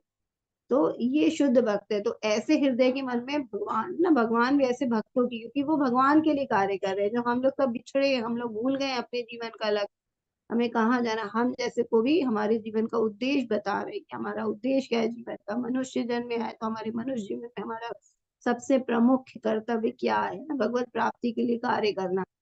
जो हम भूल गए थे वो हमें याद दिला दिया, हमें भगवान के वचन हमारे कान में डाले, हमें समझाया, भगवान का नाम दिया, मंत्र दिया, ताकि हम भगवान के पास जा सके ना। तो इस प्रकार जो है, तो उनपे भी भगवान कहते हैं जो मेरे भक्त होते हैं, शुद्ध भक्त, वो मेरे संरक्षण में रहते हैं। इसलिए कहते हैं हमेशा जो गुरु होते हैं वो भगवान का प्रतिनिधित्व होता है। तो जैसे भगवान की बात नहीं टालना, ऐसे हमें गुरु की बात भी नहीं टालना है ना। भगवान की ही समान हमें समझना है, क्योंकि वो हमें भगवान तक लेके जाए। तो उनका बताए हुए मार्ग पे हमें चलना है, दृढ़ता से चलना है।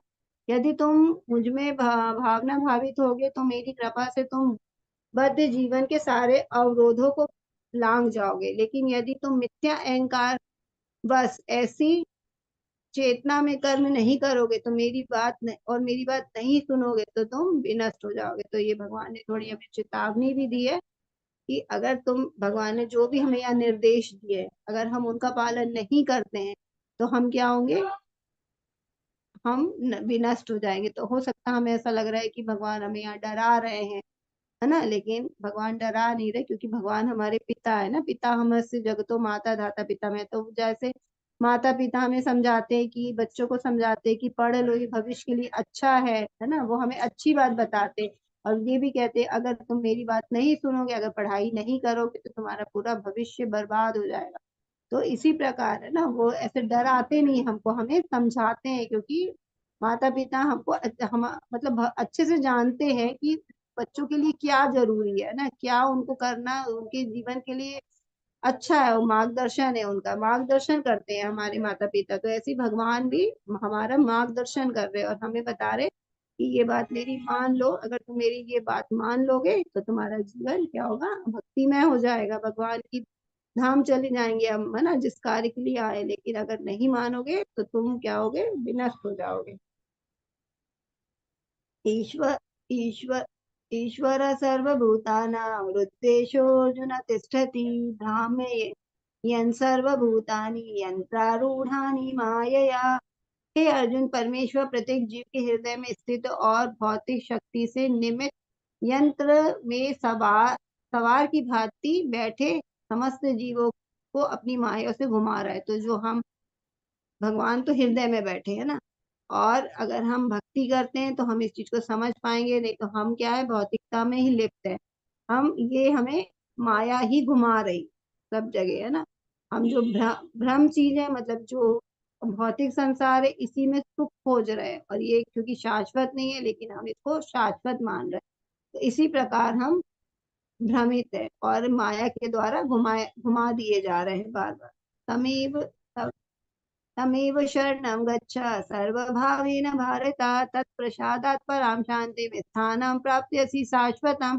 हे भारत, सब प्रकार से उसी की शरण में जाओ, उसकी कृपा से तुम परम शांति को तथा परम नित्य धाम को प्राप्त करोगे। तो यह भगवान बता रहे कि भगवान की शरण में जाना है हमें, तो भगवान की जो गुरु महाराज है उनकी कृपा से हमें परम शांति, उनके नियमों का पालन करना और हमें भगवान के नित्य धाम को प्राप्त करना, यही हमारे जीवन का मुख्य उद्देश्य होना चाहिए, है ना। ये भगवत गीता बता रही कि यही मुख्य उद्देश्य है। इति ते ज्ञानम आख्यातम गुह्याद् गुह्यतरम मया विमृश्यैत तदाशेषेण यथेच्छसि तथा कुरु। इस प्रकार मैंने तुम्हें गुहितर ज्ञान बतला दिया, इस पर पूरी तरह से मनन करो और तब जो चाहे सो करो। तो देखो भगवान ने पूरी भगवत गीता बता दी, पूरे नियम बता दिए कि कैसे जीवन जीना है। फिर अंत में एक बहुत अच्छे गुरु की तरह ना हमें क्या कर रहे हैं, स्वतंत्रता दे रहे हैं।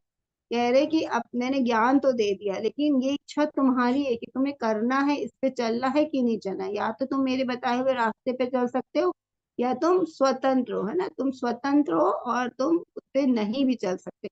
यथेच्छसि तथा करो, मतलब जैसी तुम्हारी इच्छा है तुम वैसा करो, है ना। हम पे थोप नहीं रहे पूरा, क्योंकि भगवान कभी नहीं चाहते कि ये ज्ञान हम पे पूरा थोप दे हमें जबरदस्ती, क्योंकि कोई भी कार्य जब जबरदस्ती हम पे थोपा जाता है ना, तो हम बहुत अच्छे से नहीं चल पाते ना, भार बन जाता हमारे जीवन में, और वो भार लेके हम ज्यादा नहीं चल सकते। लेकिन अगर हम स्वेच्छा से उस चीज को अपने जीवन में स्वीकार करते, तो उसको हम अपने जब रुचि के अनुसार हम उसको बहुत अच्छे से करते जाते, तो वो भार नहीं है ना। हम खुशी से जो कार्य करते हैं उसमें हम बहुत अच्छे से करते जाते हैं और चलते जाते, कभी हम उसमें थकते ही नहीं उस कार्य को करने के लिए। तो इसलिए कह रहे मैंने तुम्हें सारा ज्ञान दे दिया, गुहीतर मतलब बहुत गोपनीय ज्ञान, हमने सब कुछ बतला दिया भगवान ने। अब कह रहे तुम मनन करो, चिंतन करो इसको और समझो, और तुम्हें जो इच्छा तुम वो करो। तो जो एक अच्छा गुरु होता है ना, ऐसे ही होता है ना कि तुम्हें जो इच्छा है वो करो, है ना। तो भगवान ने हमें स्वतंत्रता दी है, तो थोपा नहीं हम पे सब कुछ। अब हमारी बुद्धि पे निर्णय करने के लिए छोड़ दिया कि तुम्हारी जो इच्छा है तुम वो कर सकते हो, तुम स्वतंत्र हो। मन मना भव मद्भक्तो मद्याजी माम नमस्कुरु मामे वैश्यसि सत्यम ते प्रतिजाने प्रियोसी में। सदैव मेरा चिंतन करो, मेरे भक्त बनो, मेरी पूजा करो और मुझे नमस्कार करो। इस प्रकार तुम निश्चय रूप से मेरे पास आओगे। मैं तुम्हें वचन देता हूँ क्योंकि तुम मेरे प्रिय मित्र हो। उसके बाद ये भी बता दिया है, भगवान ने वचन भी दे दिया है कि तुम मेरे पास आ सकते हो। और भी भगवान ने सुंदर रास्ता, बहुत सरल रास्ता बता दिया हमें। सदैव चिंतन करो, तो भगवान का हमेशा चिंतन करना है क्योंकि हमें स्मरण करना है, क्योंकि हमने जाना था कि अगर हम हमेशा भगवान की नाम का अभ्यास करेंगे, चिंतन करेंगे, तो हमें अंत काल में भी भगवान जरूर याद आएंगे ना। और अंत काल में जैसी मति होगी हमारी, वैसी ही गति होगी। भगवान का स्मरण करेंगे तो भगवान धाम जाएंगे, और अगर भौतिक चीज का चिंतन करेंगे या जिस जोनि का, जिस वस्तु का चिंतन करेंगे, वही हमें गति, वही हमें जन्म मिल जाएगा। तो जैसी मति वैसी गति। तो इसलिए कह रहे तुम मेरा चिंतन करो, है ना, भगवान का चिंतन करना, मेरे भक्त बनो। भगवान के हमें भक्त बनना है, भगवान की पूजा करना और भगवान को नमस्कार करना। तो ये विधि भी बताइए। तो बहुत सारे लोग कह सकते हैं कि मैं तो चिंतन कर नहीं सकता हूँ, है ना, क्योंकि मैं तो अभी, हमारा अभ्यास ही नहीं है। तो हम करने का भी प्रयास करते तो हम नहीं कर पाते। तो कहते ठीक है, नहीं कर सकते तो मेरे भक्त बन जाओ, मेरी पूजा करने का अभ्यास करो। हमों ने देखा था ना, विधियां बताई थी भगवान ने अपने भक्तों की, मतलब भक्तों की योग्यता के अनुसार। हर कोई व्यक्ति एक जैसा कार्य नहीं कर सकता है। तो यहाँ पे भी अगर पूजा चिंतन नहीं कर सकते तो भक्त बन जाओ, भक्त नहीं बन सकते हो तो पूजा ही कर लो, पूजा नहीं कर सकते हो, वो भी नहीं कर सकते हो, उसके लिए भी समय नहीं, तो मेरे को सिर्फ नमस्कार कर लो, है ना। तो ये भगवान ने बहुत अच्छी विधि बताई। इसमें एक भगवान का मतलब ये भी है कि अगर हम नमस्कार करते हैं ना, अगर हम खाली नमस्कार करते तो फिर हम क्या पूजा करने लग जाएंगे।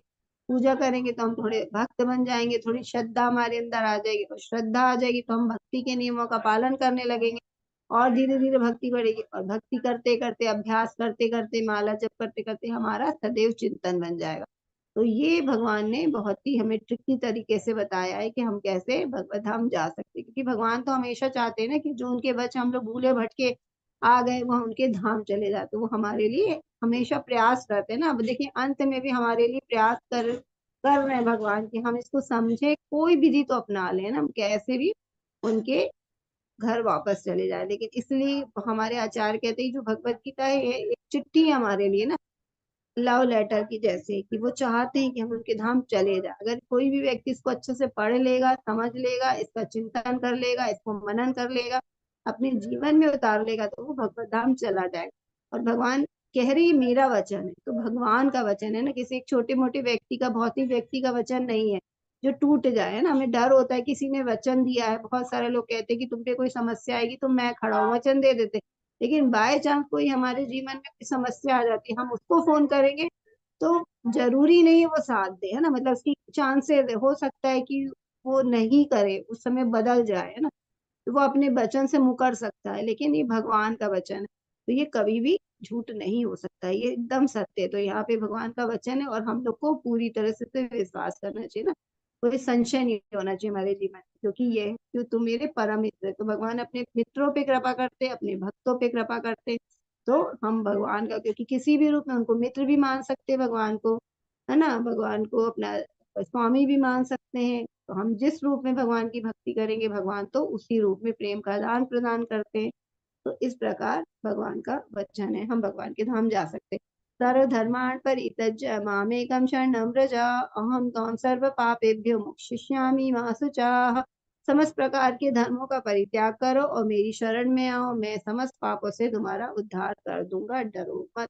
तो ये हमारी पूरी भगवत गीता का सार है। अगर कोई बोले एक श्लोक बता दो सार के रूप में, तो ये जो श्लोक है वो सबसे महत्वपूर्ण है। ये पूरी भगवत गीता का सार कहा जाता है, क्योंकि इसमें भगवान ने क्या बोला है, सर्व धर्माण परित्यज्य, है ना, मतलब हमें जो भी धर्म है। अभी देखिए भगवान ने भगवत गीता कहाँ से, धर्म क्षेत्र कुरुक्षेत्र, है ना, धर्म से शुरू हुई थी। अब ये जो ज्ञान है वो समझो अंतिम ज्ञान है भगवान का, हमारे भगवत गीता का। और ये यहीं पे इस ज्ञान के अलावा, मतलब ये ज्ञान अंत है, तो मतलब धर्म से शुरू होकर धर्म में खत्म होती है मेरी भगवत गीता। इसलिए जब हम भगवत गीता जो भी पढ़ता है वो हमेशा धर्म युक्त मार्ग से चलता है ना, उसको इतना ज्ञान तो आ जाता है कि उसको गलत नहीं करना है, गलत रास्ते नहीं जाना है, भले ही धीरे धीरे चलना है भक्ति के मार्ग में, लेकिन उसको धर्म युक्त होकर ही चलना है।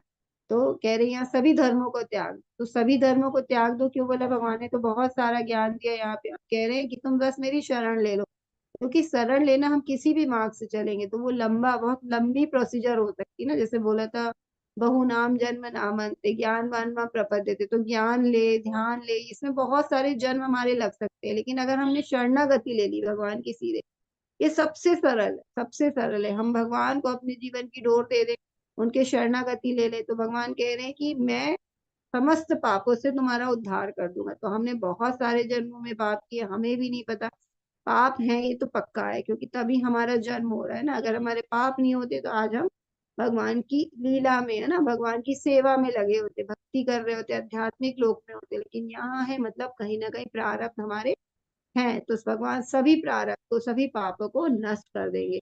और ये भगवान ने फिर से हमें एक वचन दिया कि मैं तुम्हारा उद्धार कर दूंगा और डरो मत। डरो मत मतलब हम अभी भी संशय हो सकता है कि हम कैसे अपने सारे धर्मों को छोड़ दे, है ना। तो यहाँ कर्तव्य को छोड़ने के लिए नहीं बोला है, मतलब ये है कि भगवान की भक्ति के लिए जो हमारी बहुत सारी भ्रांतियां होती है ना, कि ऐसा क्यों, वो सब अगर हम भगवान को ही शरणागत कर दें, क्योंकि हम शरीर के लिए जो भी कार्य करते हैं, परिवार के लिए करते हैं और समाज के लिए करते हैं, तो ये सब भौतिक स्तर पे ही है। लेकिन हम वो सब मान के चले कि हम भगवान की ही भक्ति के लिए, मतलब भगवान की प्रसन्नता के लिए, सब में भगवान का वास है।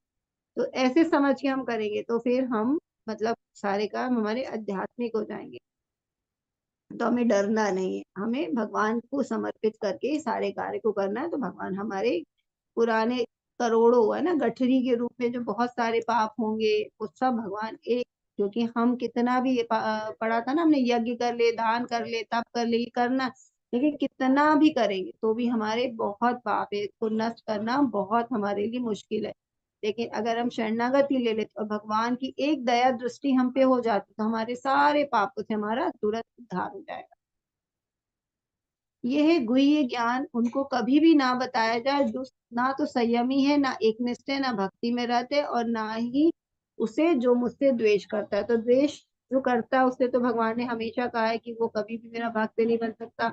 और अर्जुन को ये ज्ञान इसलिए दे रहे थे, भगवान ने बताया था कि तुम मुझसे द्वेष नहीं करते हो, ठीक है। तो जो द्वेष करता उसको तो कभी ये ज्ञान नहीं देना। तो यहाँ कंडीशन बता रहे हैं कि भगवत गीता का ज्ञान किसे नहीं देना। ये बहुत, एक तो गुह्यतम ज्ञान है, बहुत गुह्य ज्ञान है। हम भगवत गीता ले सकते हैं, मार्केट से पढ़ सकते हैं, लेकिन यहाँ स्पष्ट रूप से जो हमें इतना गुह्य ज्ञान है, गहराई का जो ज्ञान है वो हमें पता चल रहा है ना। तो वो कह रहे वो मैंने तुम्हें बता दिया है। और जो संयमी नहीं है, मतलब वो किसी भी तरह आज बोलेंगे ठीक है हम करेंगे, कल नहीं करेंगे, संयम ही नहीं है, संयम ही नहीं है, बोलते कुछ है, संकल्प करते हैं, तोड़ते जाते हैं।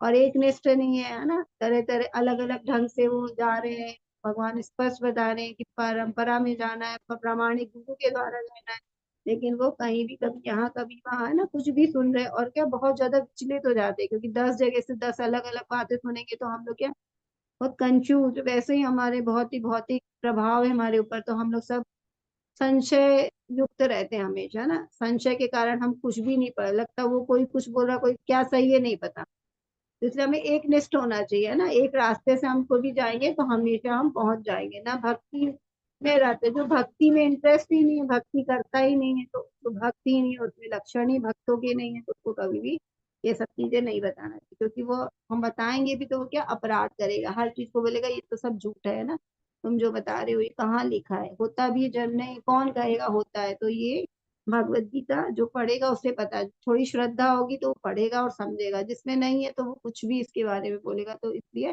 अपराध की श्रेणी में आ जाएगा, इसलिए उसको बताना ही नहीं।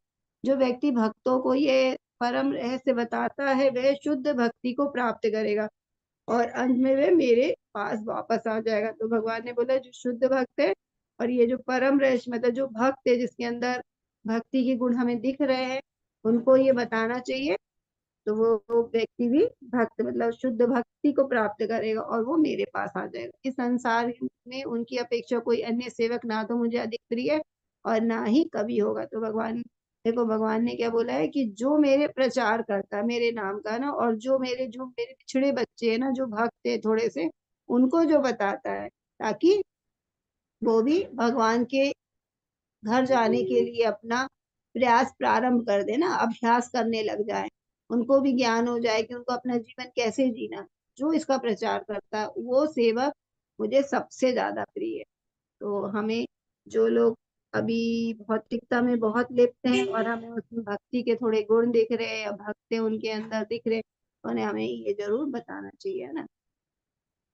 जैसे प्रभुपाद जी ने इतने को जोड़ा, तो भगवान ये बहुत ही प्रिय है, भगवान है ना, इसलिए उन पे इतनी कृपा है कि हम लोग सब प्रभुपाद जी से जुड़े हैं और हम उनको, उनके कोशिश कर पा रहे हैं कि हम मतलब उनके मार्गदर्शन पे चल सके। इतने सारे लोग का जीवन, और अभी तो देखिए विश्व गुरु की उपाधि मिल गई है ना, क्योंकि उन्होंने विश्व, कितने लोगों का जीवन सुधार दिया। कितने लोग हैं जो आज अपना भूल गए थे अपने जीवन का लक्ष्य, लेकिन आज वो भगवान की भक्ति में लगे और भगवान के प्रचार में लगे हैं, है ना, और लोगों को जोड़ रहे हैं ताकि सबका जीवन परिवर्तित हो।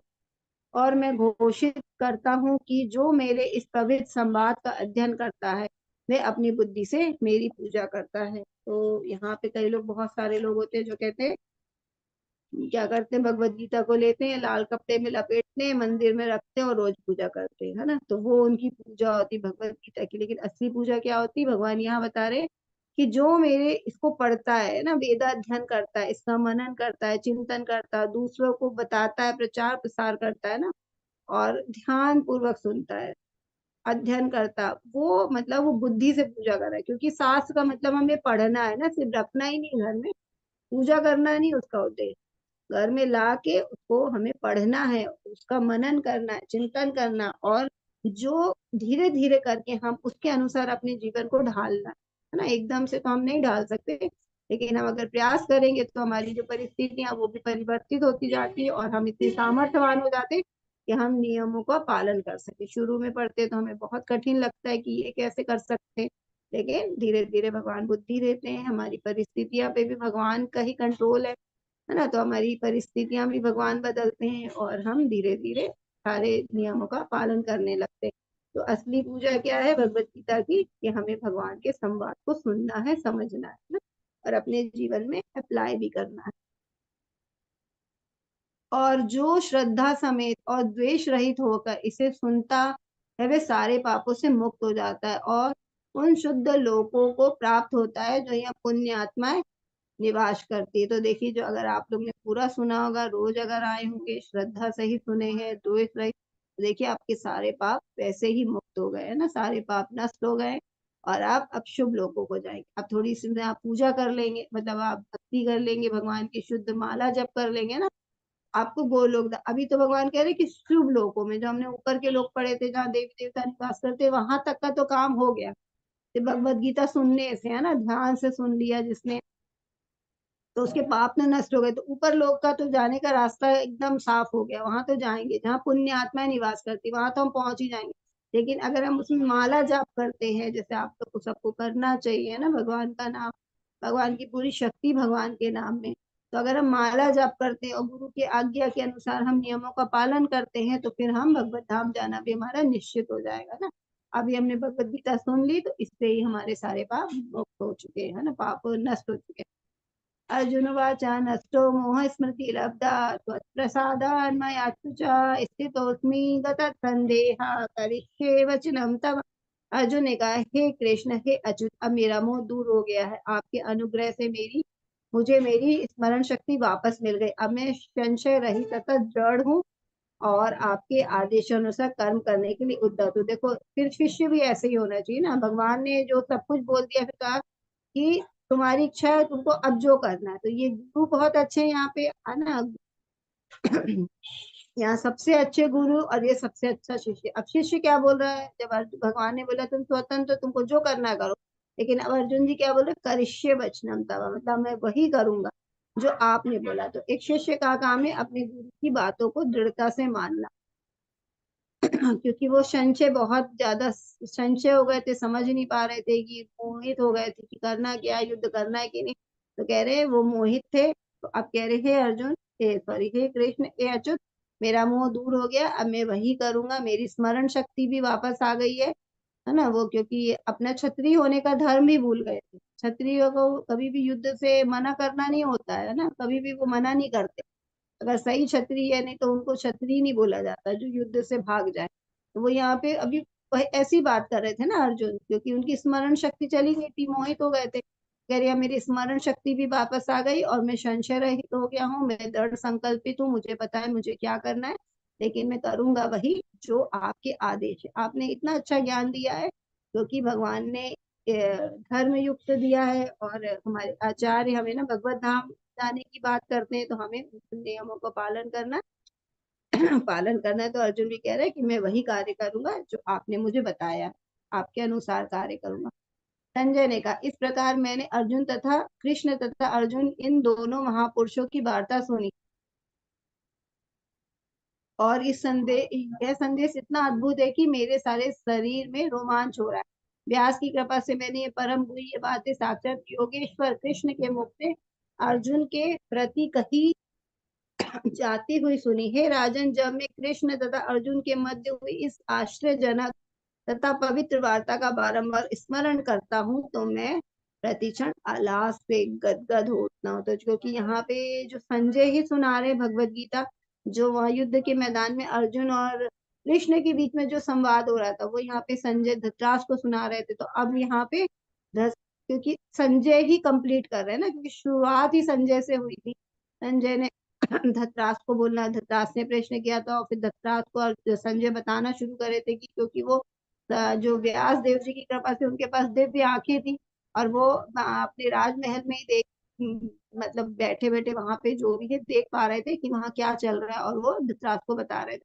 तो वो अपना अनुभव बता रहे, पूरी भगवत गीता हो गई है, भगवान ने ज्ञान दे दिया, अर्जुन भी अपने कर्तव्य को समझ लिए हैं, और अब संजय बता रहे हैं कि मैंने दोनों महापुरुषों की बातें सुन ली, और ये बहुत ही अद्भुत और रोमांचक था ना। रोए खड़े हो गए, जब हमें बहुत खुशी होती तो हमारे पूरे रोए खड़े हो जाते, कैसे रोमांचित हो गए। और ये व्यास देव जी को प्रणाम कर रहे, धन्यवाद दे रहे कि उनकी कृपा से, अगर व्यास देव जी उन्हें दिव्य दृष्टि नहीं देते तो वो भगवान कृष्ण योगेश्वर है ना, सभी योगों के ईश्वर है भगवान, तो उनकी और अर्जुन की बात वो नहीं सुन पाते। और कह रहे हैं कि कृष्ण और अर्जुन की जो आश्चर्यजनक ये जो पवित्र वार्ता हुई है, मैं जैसे इसके बारे में सोचता हूँ ना, तो मैं बहुत ही मुझे आनंद है ना, प्रतिक्षण आनंद से अल्लाह से गदगद होता हूँ, बहुत ही मतलब बहुत ही ज्यादा प्रसन्न है। तो वही वो प्रसन्नता व्यक्त कर रहे हैं। यत्र योगेश्वर कृष्णो यत्र पार्थो धनुर्धराः तत्र तत्र श्री विजयोर्भूति ध्रुवानी तिर्म तिर्ममा। जहाँ योगेश्वर कृष्ण है और जहाँ कृष्ण परम धनुधर अर्जुन है, वहीं ऐश्वर्य विजय अलौकिक शक्ति तथा नीति भी निश्चय रूप से रहती है, ऐसा मेरा मत है। तो ये बहुत सुंदर श्लोक है, और ये भगवत गीता का हमारा आखिरी श्लोक। इसलिए कह रहे हैं, मतलब ये संजय बता रहे कि जहाँ योगेश्वर कृष्ण है और जहाँ धनुधर अर्जुन है ना, जहाँ भगवान है तो वहां तो विजय होनी ही होनी है ना, ऐश्वर्य होना है, क्योंकि भगवान जहाँ रहते वहां लक्ष्मी जी साथ में रहती है, तो ऐश्वर्य होना है, धन होना है, अलौकिक शक्तियां, भगवान तो दिव्य है, तो ये सब तो होना ही है। नीति रहती, क्योंकि हमेशा भगवान धर्म की स्थापना के लिए आते हैं, तो धर्म भी होता ही वहां पे।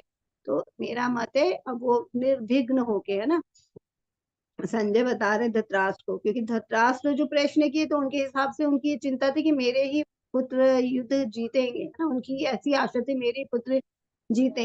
लेकिन अब वो धृतराष्ट्र की तो मंशा जान रहे संजय, लेकिन फिर भी उनको प्रसन्न करने के लिए झूठ ही बोल रहे हैं। वो तो स्पष्ट रूप से अपना मत रख रहे हैं कि जहाँ भगवान श्री कृष्ण है और जो अर्जुन है, जो दोनों ही दिव्य पुरुष है ना, और वो क्या है, वही वहां पे ही जीत होनी है। तो उनका उन्होंने अपना मत दे दिया कि मेरे को तो जो दिख रहा है मैं बता देता हूँ, अब ये अर्जुन जी ही जीतने वाले हैं, है ना, सब तरह से युक्त है, धर्म युक्त है, सब तरह से संपन्न है, और भगवान स्वयं कृष्ण उनके साथ है। जहाँ भगवान जिसके साथ, उसकी हार कैसे हो सकती है ना।